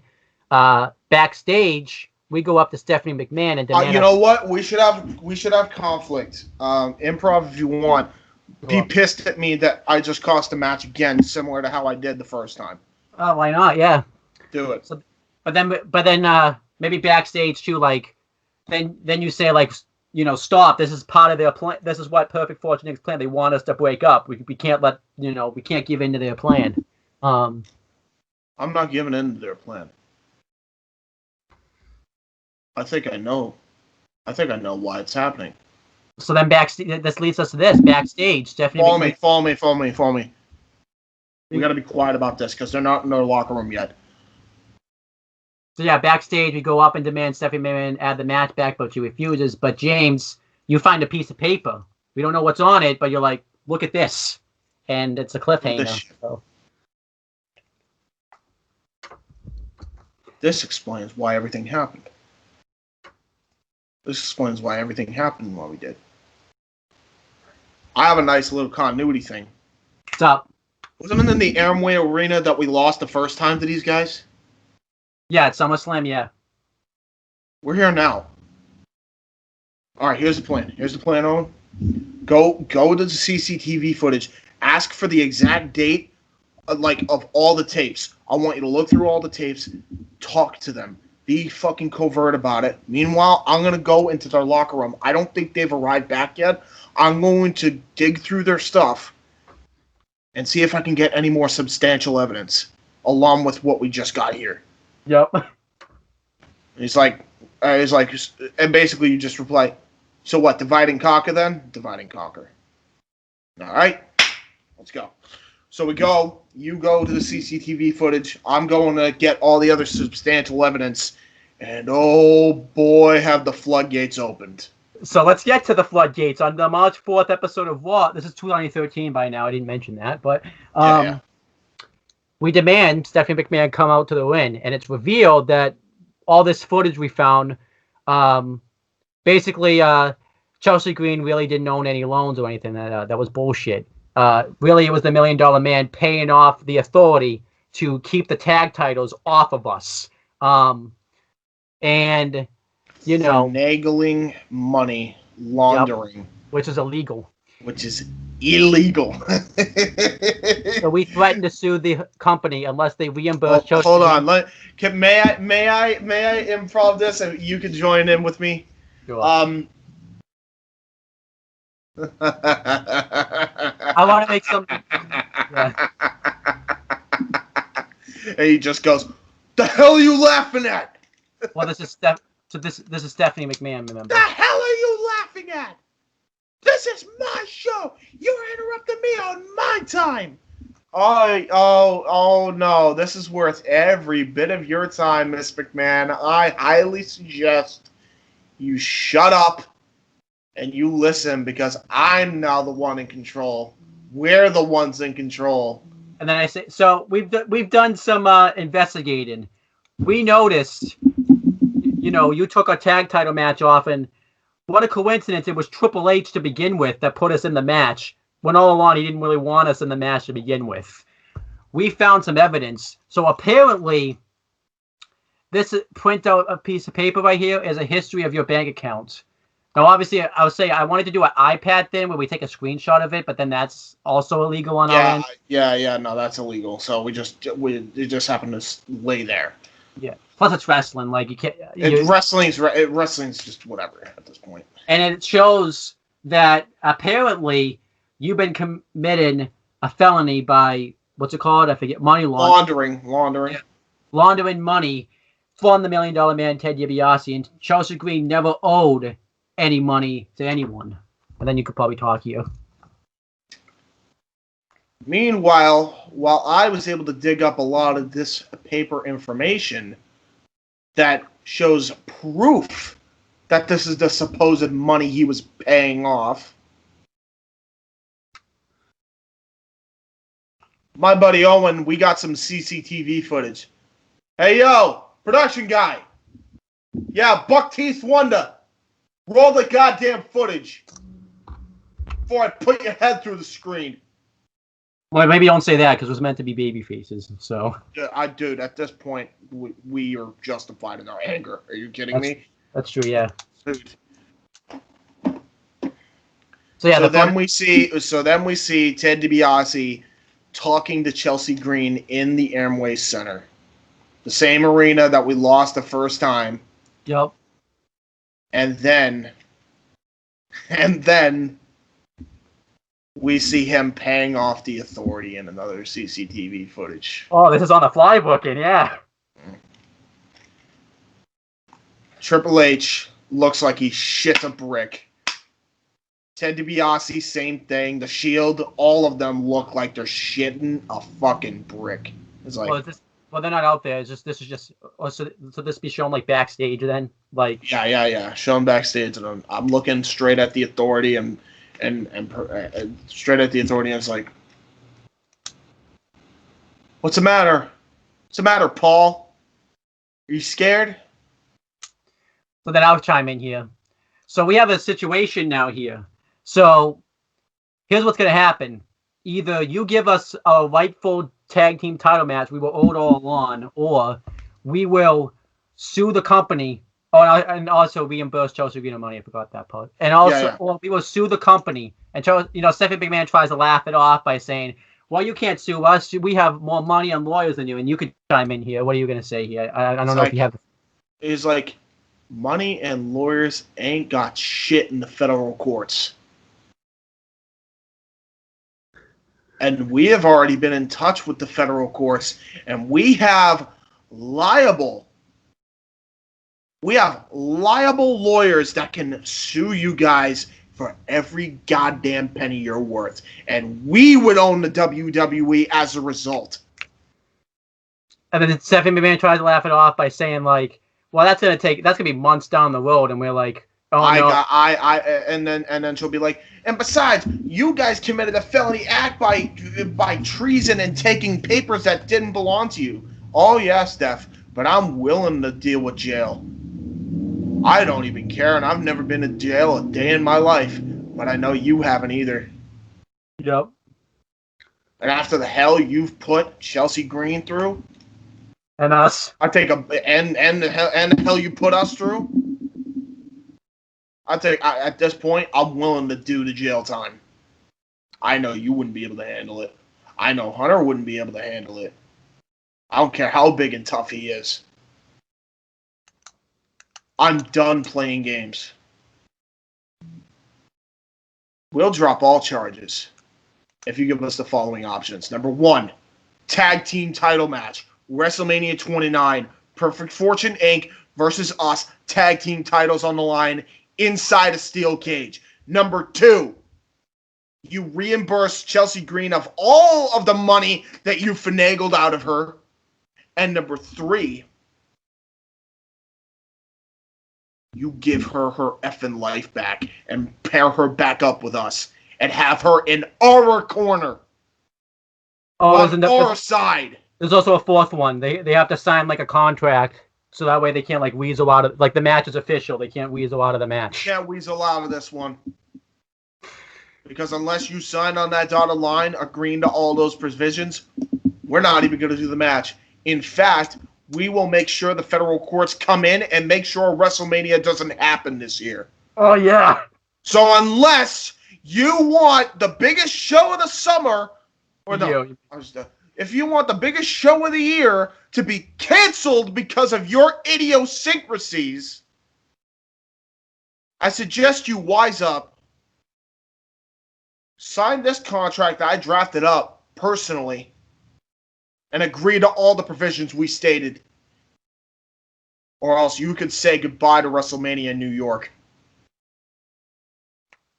I think it was New York that year? Yeah, and you know what I'm going to do? I'm going to walk down as we're talking. Contract in the ring. Crowd going, yes, yes, yes, yes. It was like, tick-tock, Hunter. Tick-tock.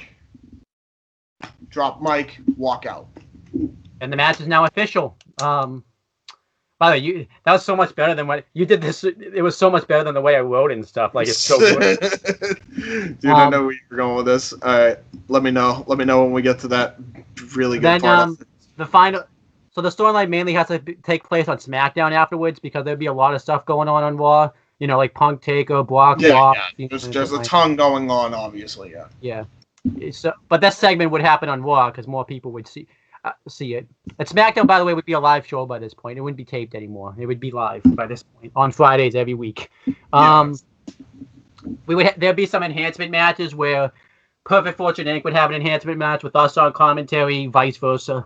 So then the biggest thing that happens before WrestleMania is a sit-down interview with Team Perfect Fortune Inc. and Babylon Flight, which is hosted by JR. Actually, you know what I want to do? Not just an enhancement match. I want a competitive match, and this is how we can have a competitive match.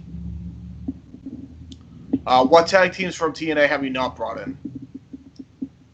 So yeah, should we do the Motor City Machine Guns match then? Yeah. Right, we issue an open challenge just to prove a point, and Motor City Machine Guns accepts, and we have a fucking killer of a match. There you go. And I just mean a killer of a match. And we end up winning by the skin of our teeth just to prove, yes, we are all that, and then some. We just beat one of the best tag teams in the goddamn world. What do you got? A bank account and finagling money. Yep. It's all crumbling around you, and you can't stand that you're not in control anymore. So the biggest thing that happens before Mania is a sit-down interview. Well, obviously that match now, and then the sit-down interview with JR because that's part of our contract. But if we lay a hand on each other, we lose our time. Well, I guess this would make sense because then we could just sue the company. Go. So obviously, if you want to start it off, you can start it off, and then I'll follow. Like blah, blah, blah. Perfect Fortune Inc. will talk about because you obviously how we've outsmarted them how they've outsmarted us at every turn. We've proven within the past year that we're the wealthiest and most successful tag team with the blood and stuff like that. I would talk about this would be my perspective. Maybe this could be how I think you are a really good tag team, but you keep using your money and your name to get ahead instead of just actually going out there and tearing it out every night like me and James have been. And then, what do you say?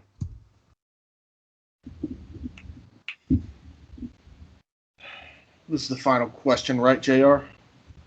What's a JR ask?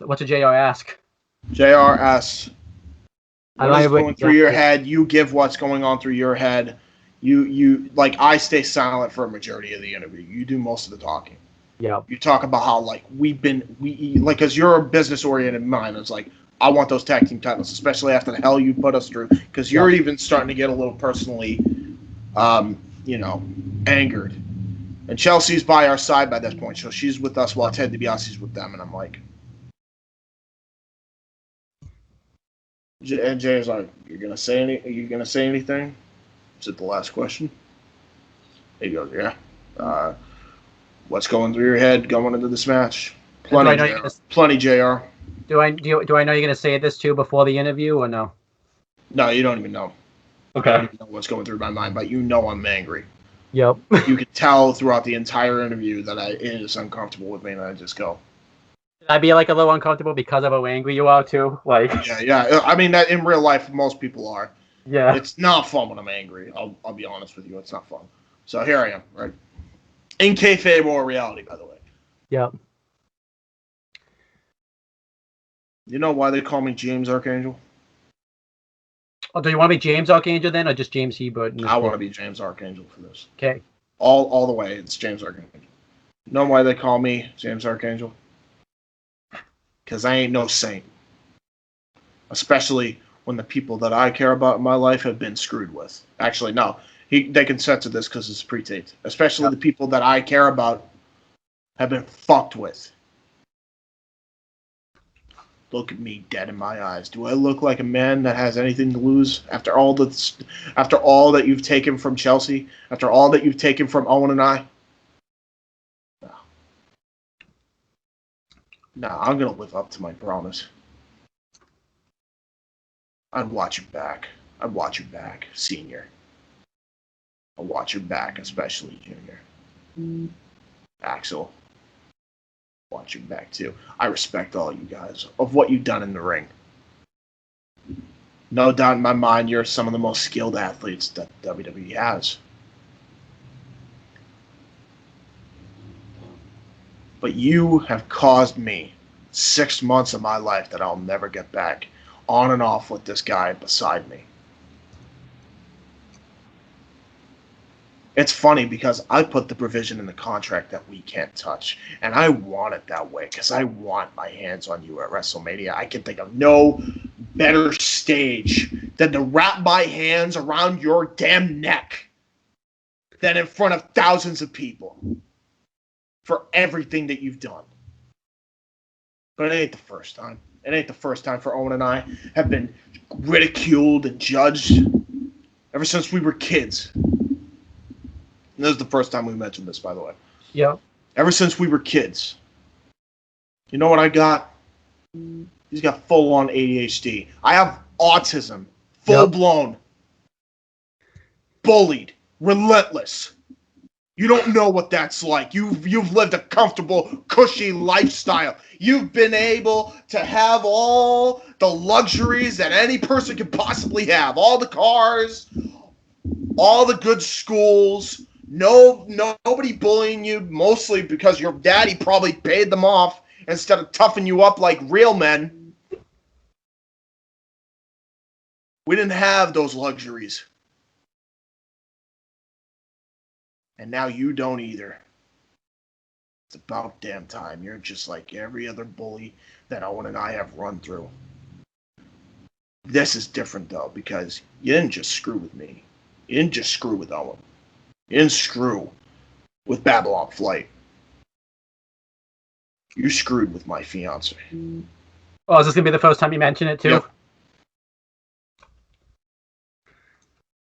And Chelsea's just like, honey, why are you mentioning? Shut up. Shut up. They knew. They're well aware. They knew. I don't care. It's in the public eye. It is what it is. You caused so much grief for her and I. And she wouldn't tell me anything. I ended up leaving her. And moving in with him because of what you did.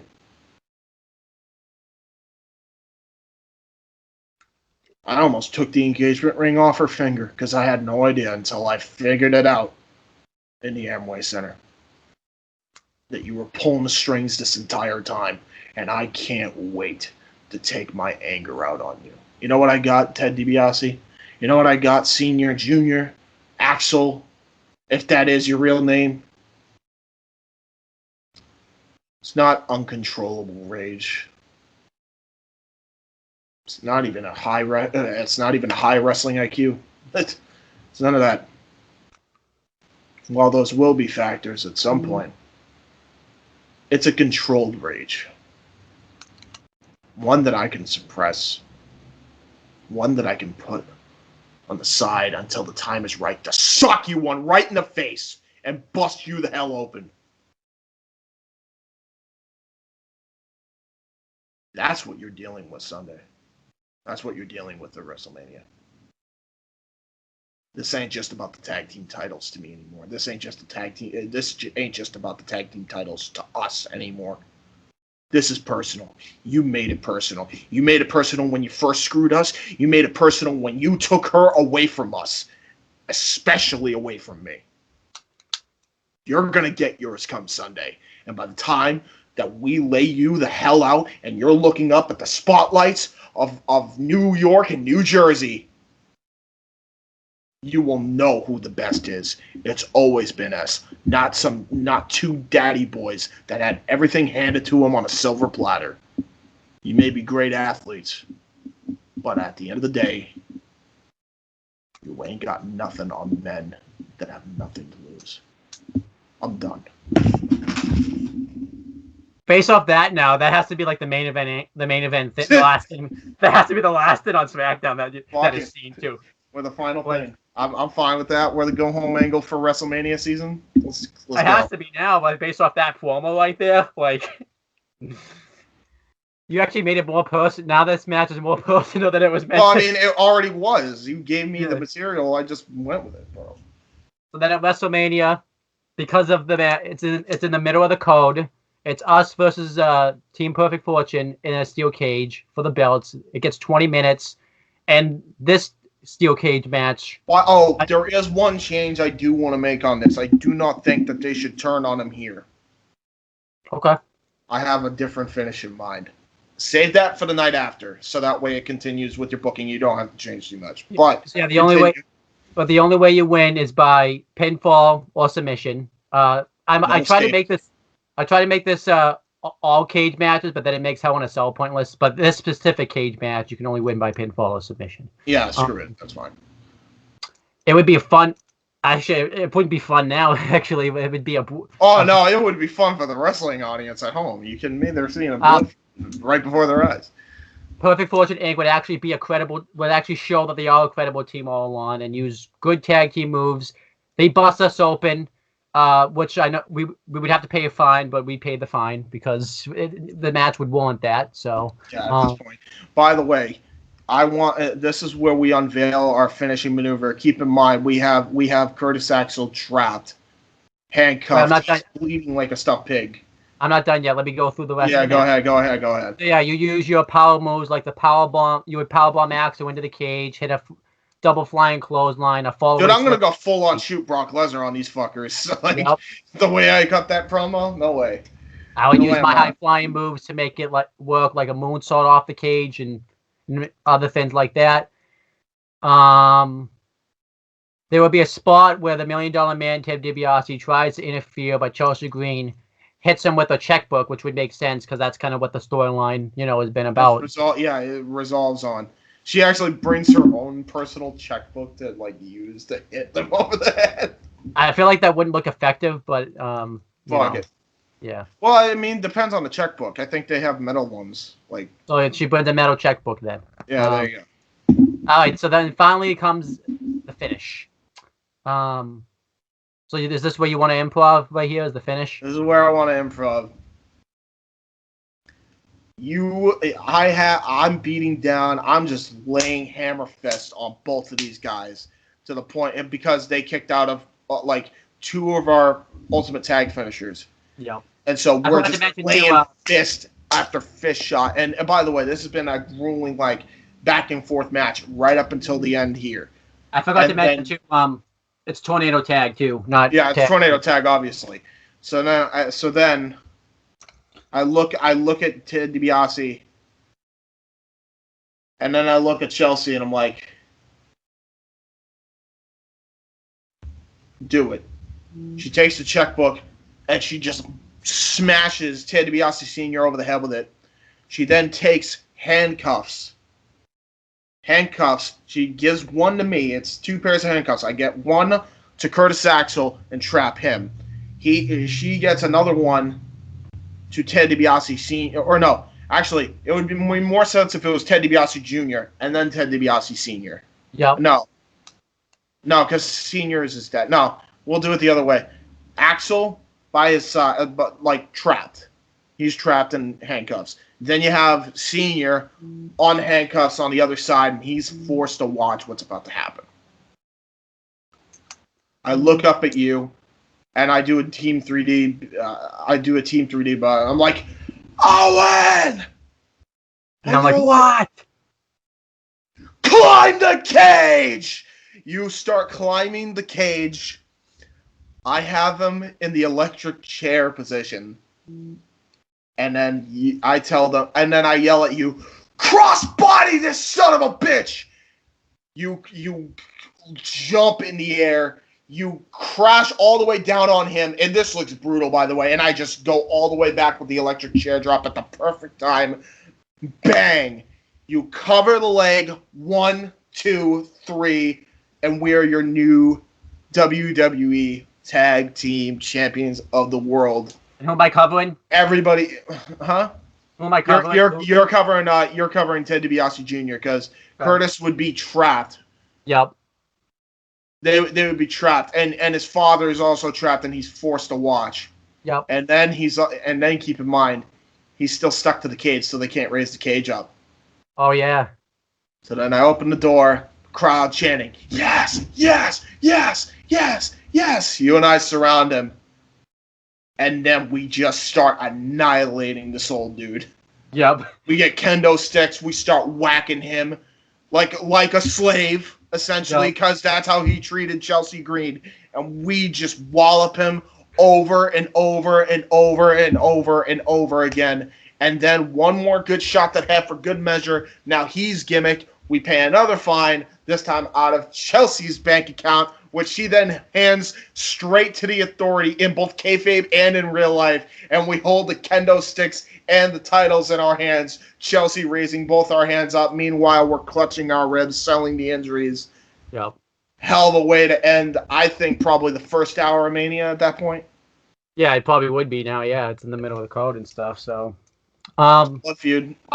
Honestly, the way we have that structure would probably be the better match of the show if you don't count Taker and Punk. Well, maybe Bryan Cena though, because that's going to represent. Oh yeah. Because if you were booking everything, you probably did a Bryan versus John Cena match. A heel Cena too. So a heel Cena too. Meanwhile, you got Punk fighting Taker. Would you make Taker a part of the Authority? It would kind of make sense, I would think. Nah. No, you're not doing a Corporate Ministry Part 2 Electric Boogaloo. Oh, I'm not doing that. No.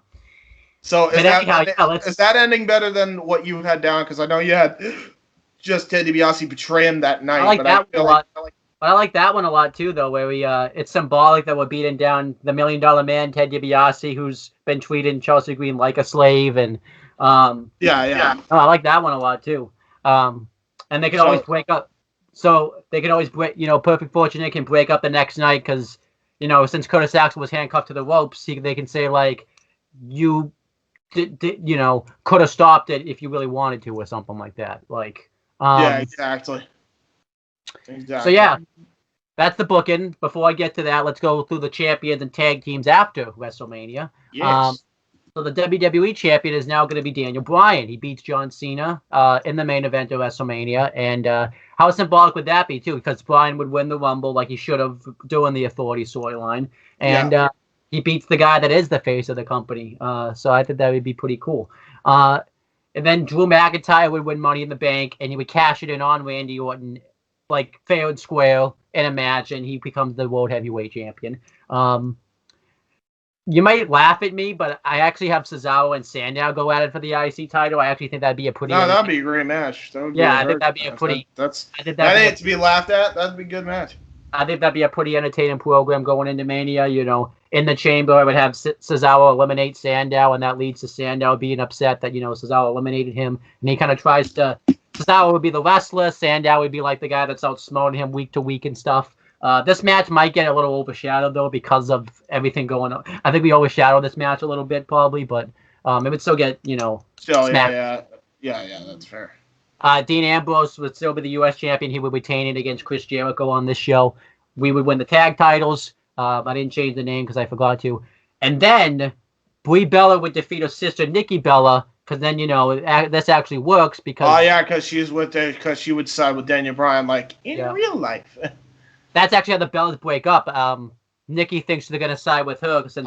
You actually brought the Internet Championship in the fold here. I like that. Zack Ryder. Would you change the design at that point? Yeah. Design. And then AJ Styles. The WYW one. That's fine. AJ Styles is the X Division champion at TLC. He has an Ultimate X match with Seth Rollins and wins the belt. And he just goes there with the title. He actually retained it against Christopher Daniels. I would have something happen where they reference the old TNA times when they made that belt matter. And yeah. It would be heel versus heel, but it would be a little bit of realism there and stuff. Well, AJ would be a heel. AJ would be a face because he got taken up by Seth. It would be face versus heel, but they would have that respect for each other though. Yeah, sure. Then the tag teams. I think I made a better tag division now. So we're the tag champs. Then it's Primo and Epico, Dolph Ziggler and Jack Swagger, the Usos, Unico and Camacho, International Airstrike, the Dude Busters, Kurt Hawkins and Tyler Rex, Vladimir Kozlov and Ezekiel Jackson, Roman Reigns and Seth Rollins, since the Shield's a factor in this, the New Age Outlaws, Bad Influence, and the Brotherhood get together earlier. Instead of doing the, firing angle at Battleground time, it happens at WrestleMania time, and they have a match with Rollins and Reigns at Mania. The match at Battleground instead happens at Mania, and then it's that would be a nice one. That would be a nice one. Then Heath Slater and Jinder Mahal, and then obviously Team Perfect Fortune Inc. would still be a team until Raw the next night. So there you go. There you go, everyone. Yeah, that's the booking. And I think we did good. I know, yeah. I liked your ideas. As I said, it really once I saw where you were going with this, I'm like, all right, now I know what to do. So that's how I did it. And now part two will be the start of a tag title reign. I think we'll go up till Survivor Series 2013. Well, then again, then it's only gonna be 3 parts then, because then after Survivor Series will be the rest. So I have a request for Survivor Series. We're probably still gonna feud with the Authority in some regard. Can we do a thing where where it's the Authority and whoever the heels are that side of the Authority? Can we have a moment where it's the Authority and us with a bunch of indie guys behind us and Daniel Bryan leading the charge? Because I think that would make a lot of sense. We could see. Well, why don't you read what I have first and see if you like that first? That's fair. Fair. I'll read that. I think of the prospect of like us teaming up with like a Survivor Series team of Punk, Bryan, and Styles. I'll tell you off camera like who the team is, and you can see. Okay, all right, yeah, that's fine. Yeah, let's end the video. What do you think of part 1 though? Part 1's really good. I loved, as I said, I loved the little twist there with Chelsea. I thought that was a really good twist. I really, really enjoyed that. I mean, obviously, I don't think you like the TNA stuff, but you understand why. Well, I mean, that's obvious, but shit happens when you get it. I had to book that so we could go to WWE, because. Exactly. So what can you do? It was really, really good. I thought it was on point. Everything you did, I thought we really made the tag team division like way, way better. Did we do like a roster split eventually? Because you kind of have that. I don't know. I guess I'll have to ask you off air, but I assume there's a lot more teams involved now. Yeah. But that's part 1. When do you want to do part 2? Hopefully in the next 2 weeks. Yeah. Just because I want to like, this is what I'm thinking, because like with FTW production schedule, I feel like it has to be like a main show's 1 week and then the other shows the next week. Yeah. So that would probably make the most sense, is to do it 2 weeks time. Yeah. Because I know I'm going to be doing at some point NXT. I don't know if I'll be on Spark, but I know I'll be doing Alternative. That's not FCW Productions related, but that is AEW. So Wednesday, I'm gonna be like pretty much the whole rest of the week. I'm gonna be booked, and probably the next week too. And I'm also doing a PowerPoint presentation, which I'll show a little bit of what I have planned via logo designs. But by the way, how do you think I did? Since this is the first time I did it. Right now, it's an absolute 9. It only is jotted down a point because of the TNA thing, but you know, at least it's realistic. You know what I mean? I know, yeah. Fuck the T. Fuck Vinny Roo. Okay, shut up. So there you go. By the way, too, I should mention we also still are doing now. The rundown too. Doing the booking. The WWE allows us to put it on their channel, and we have full control over like what we do on the show too. Will we bring that back after the storyline? Because I feel like that would make more sense. Yeah. Probably like when we start our tag titling, yeah.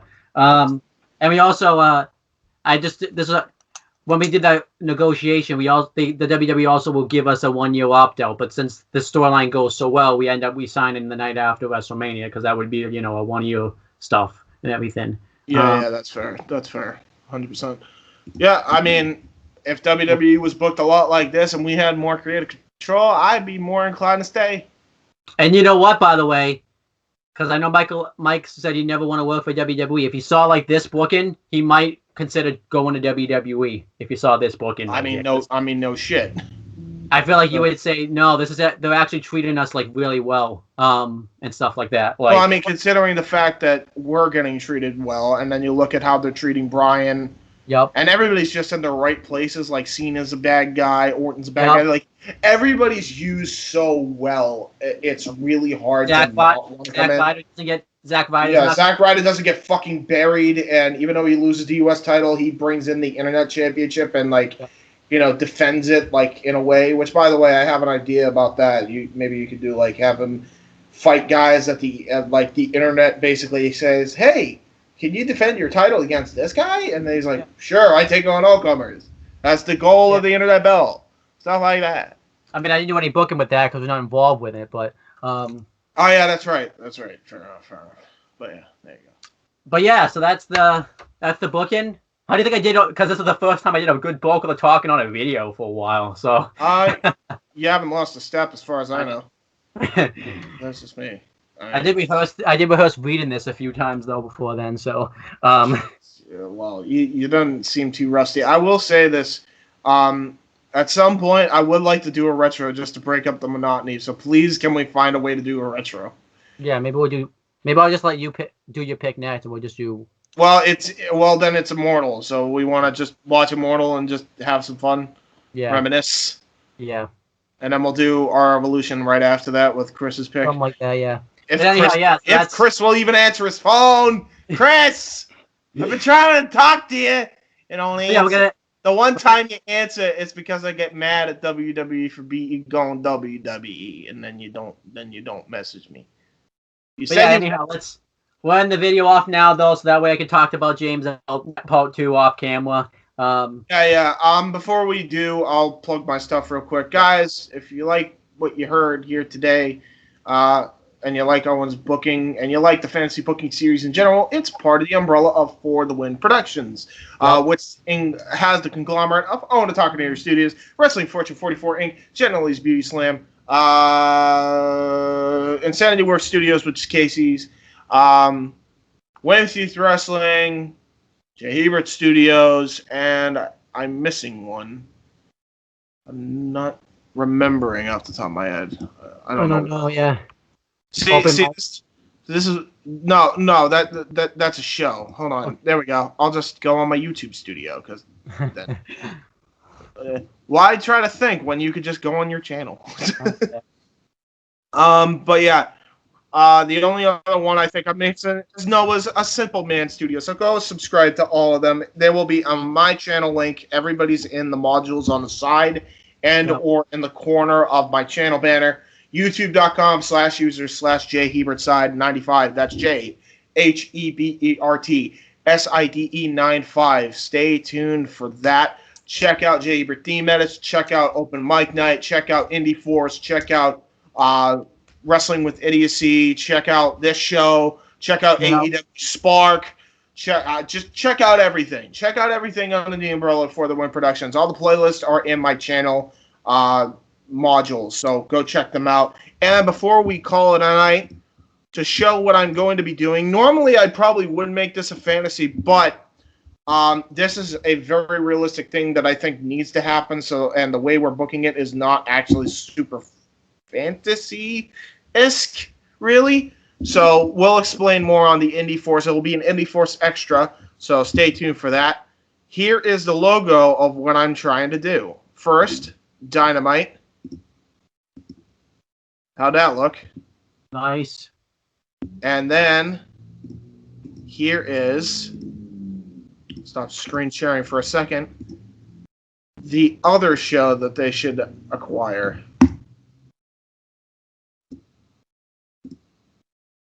Oh, yeah. Yeah. Impact. Fucking Impact, dude. It makes sense. It makes sense. By the way, how do you like that logo? Because I thought it was better than the original one I created. Yeah, absolutely. I love it.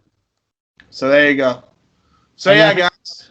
You plugged all the stuff. I mean, I got nothing else really to plug because everything's inactive right now. But Yeah, you did. Well, yeah, dude. We got to get you back on the active train. I know, yeah. Come on, catch up on everything. Come on. I mean, By the way, how far are you? I forgot the question before end we of go. June. End of June. It's better than what I. It's better than what I was. Oh, we're near the end of September. You're 2 months behind. No, you're 3 months behind still. I've been busy. Dude, I'm telling you, just fuck off with the main roster and watch everything else. I might do that No now. point. There's literally no point. Just watch Dynamite, watch Impact, and I swear there's one other show. Maybe Anything with somewhat dark. You don't have to keep up with all of it. All of dark. Yeah. NWA barely was around because of the whole pandemic thing. Yeah. Yeah. Yeah, just catch up on everything other than the main roster and NXT. And That's anyhow, the other one. we're gonna end the video off. Everybody, comment down below. Owen, just review everything else. You're not missing much. Please, it will help him and it will not drive him insane when he watches it. But anyhow, thank you guys for watching. We'll talk to you guys later. Bye.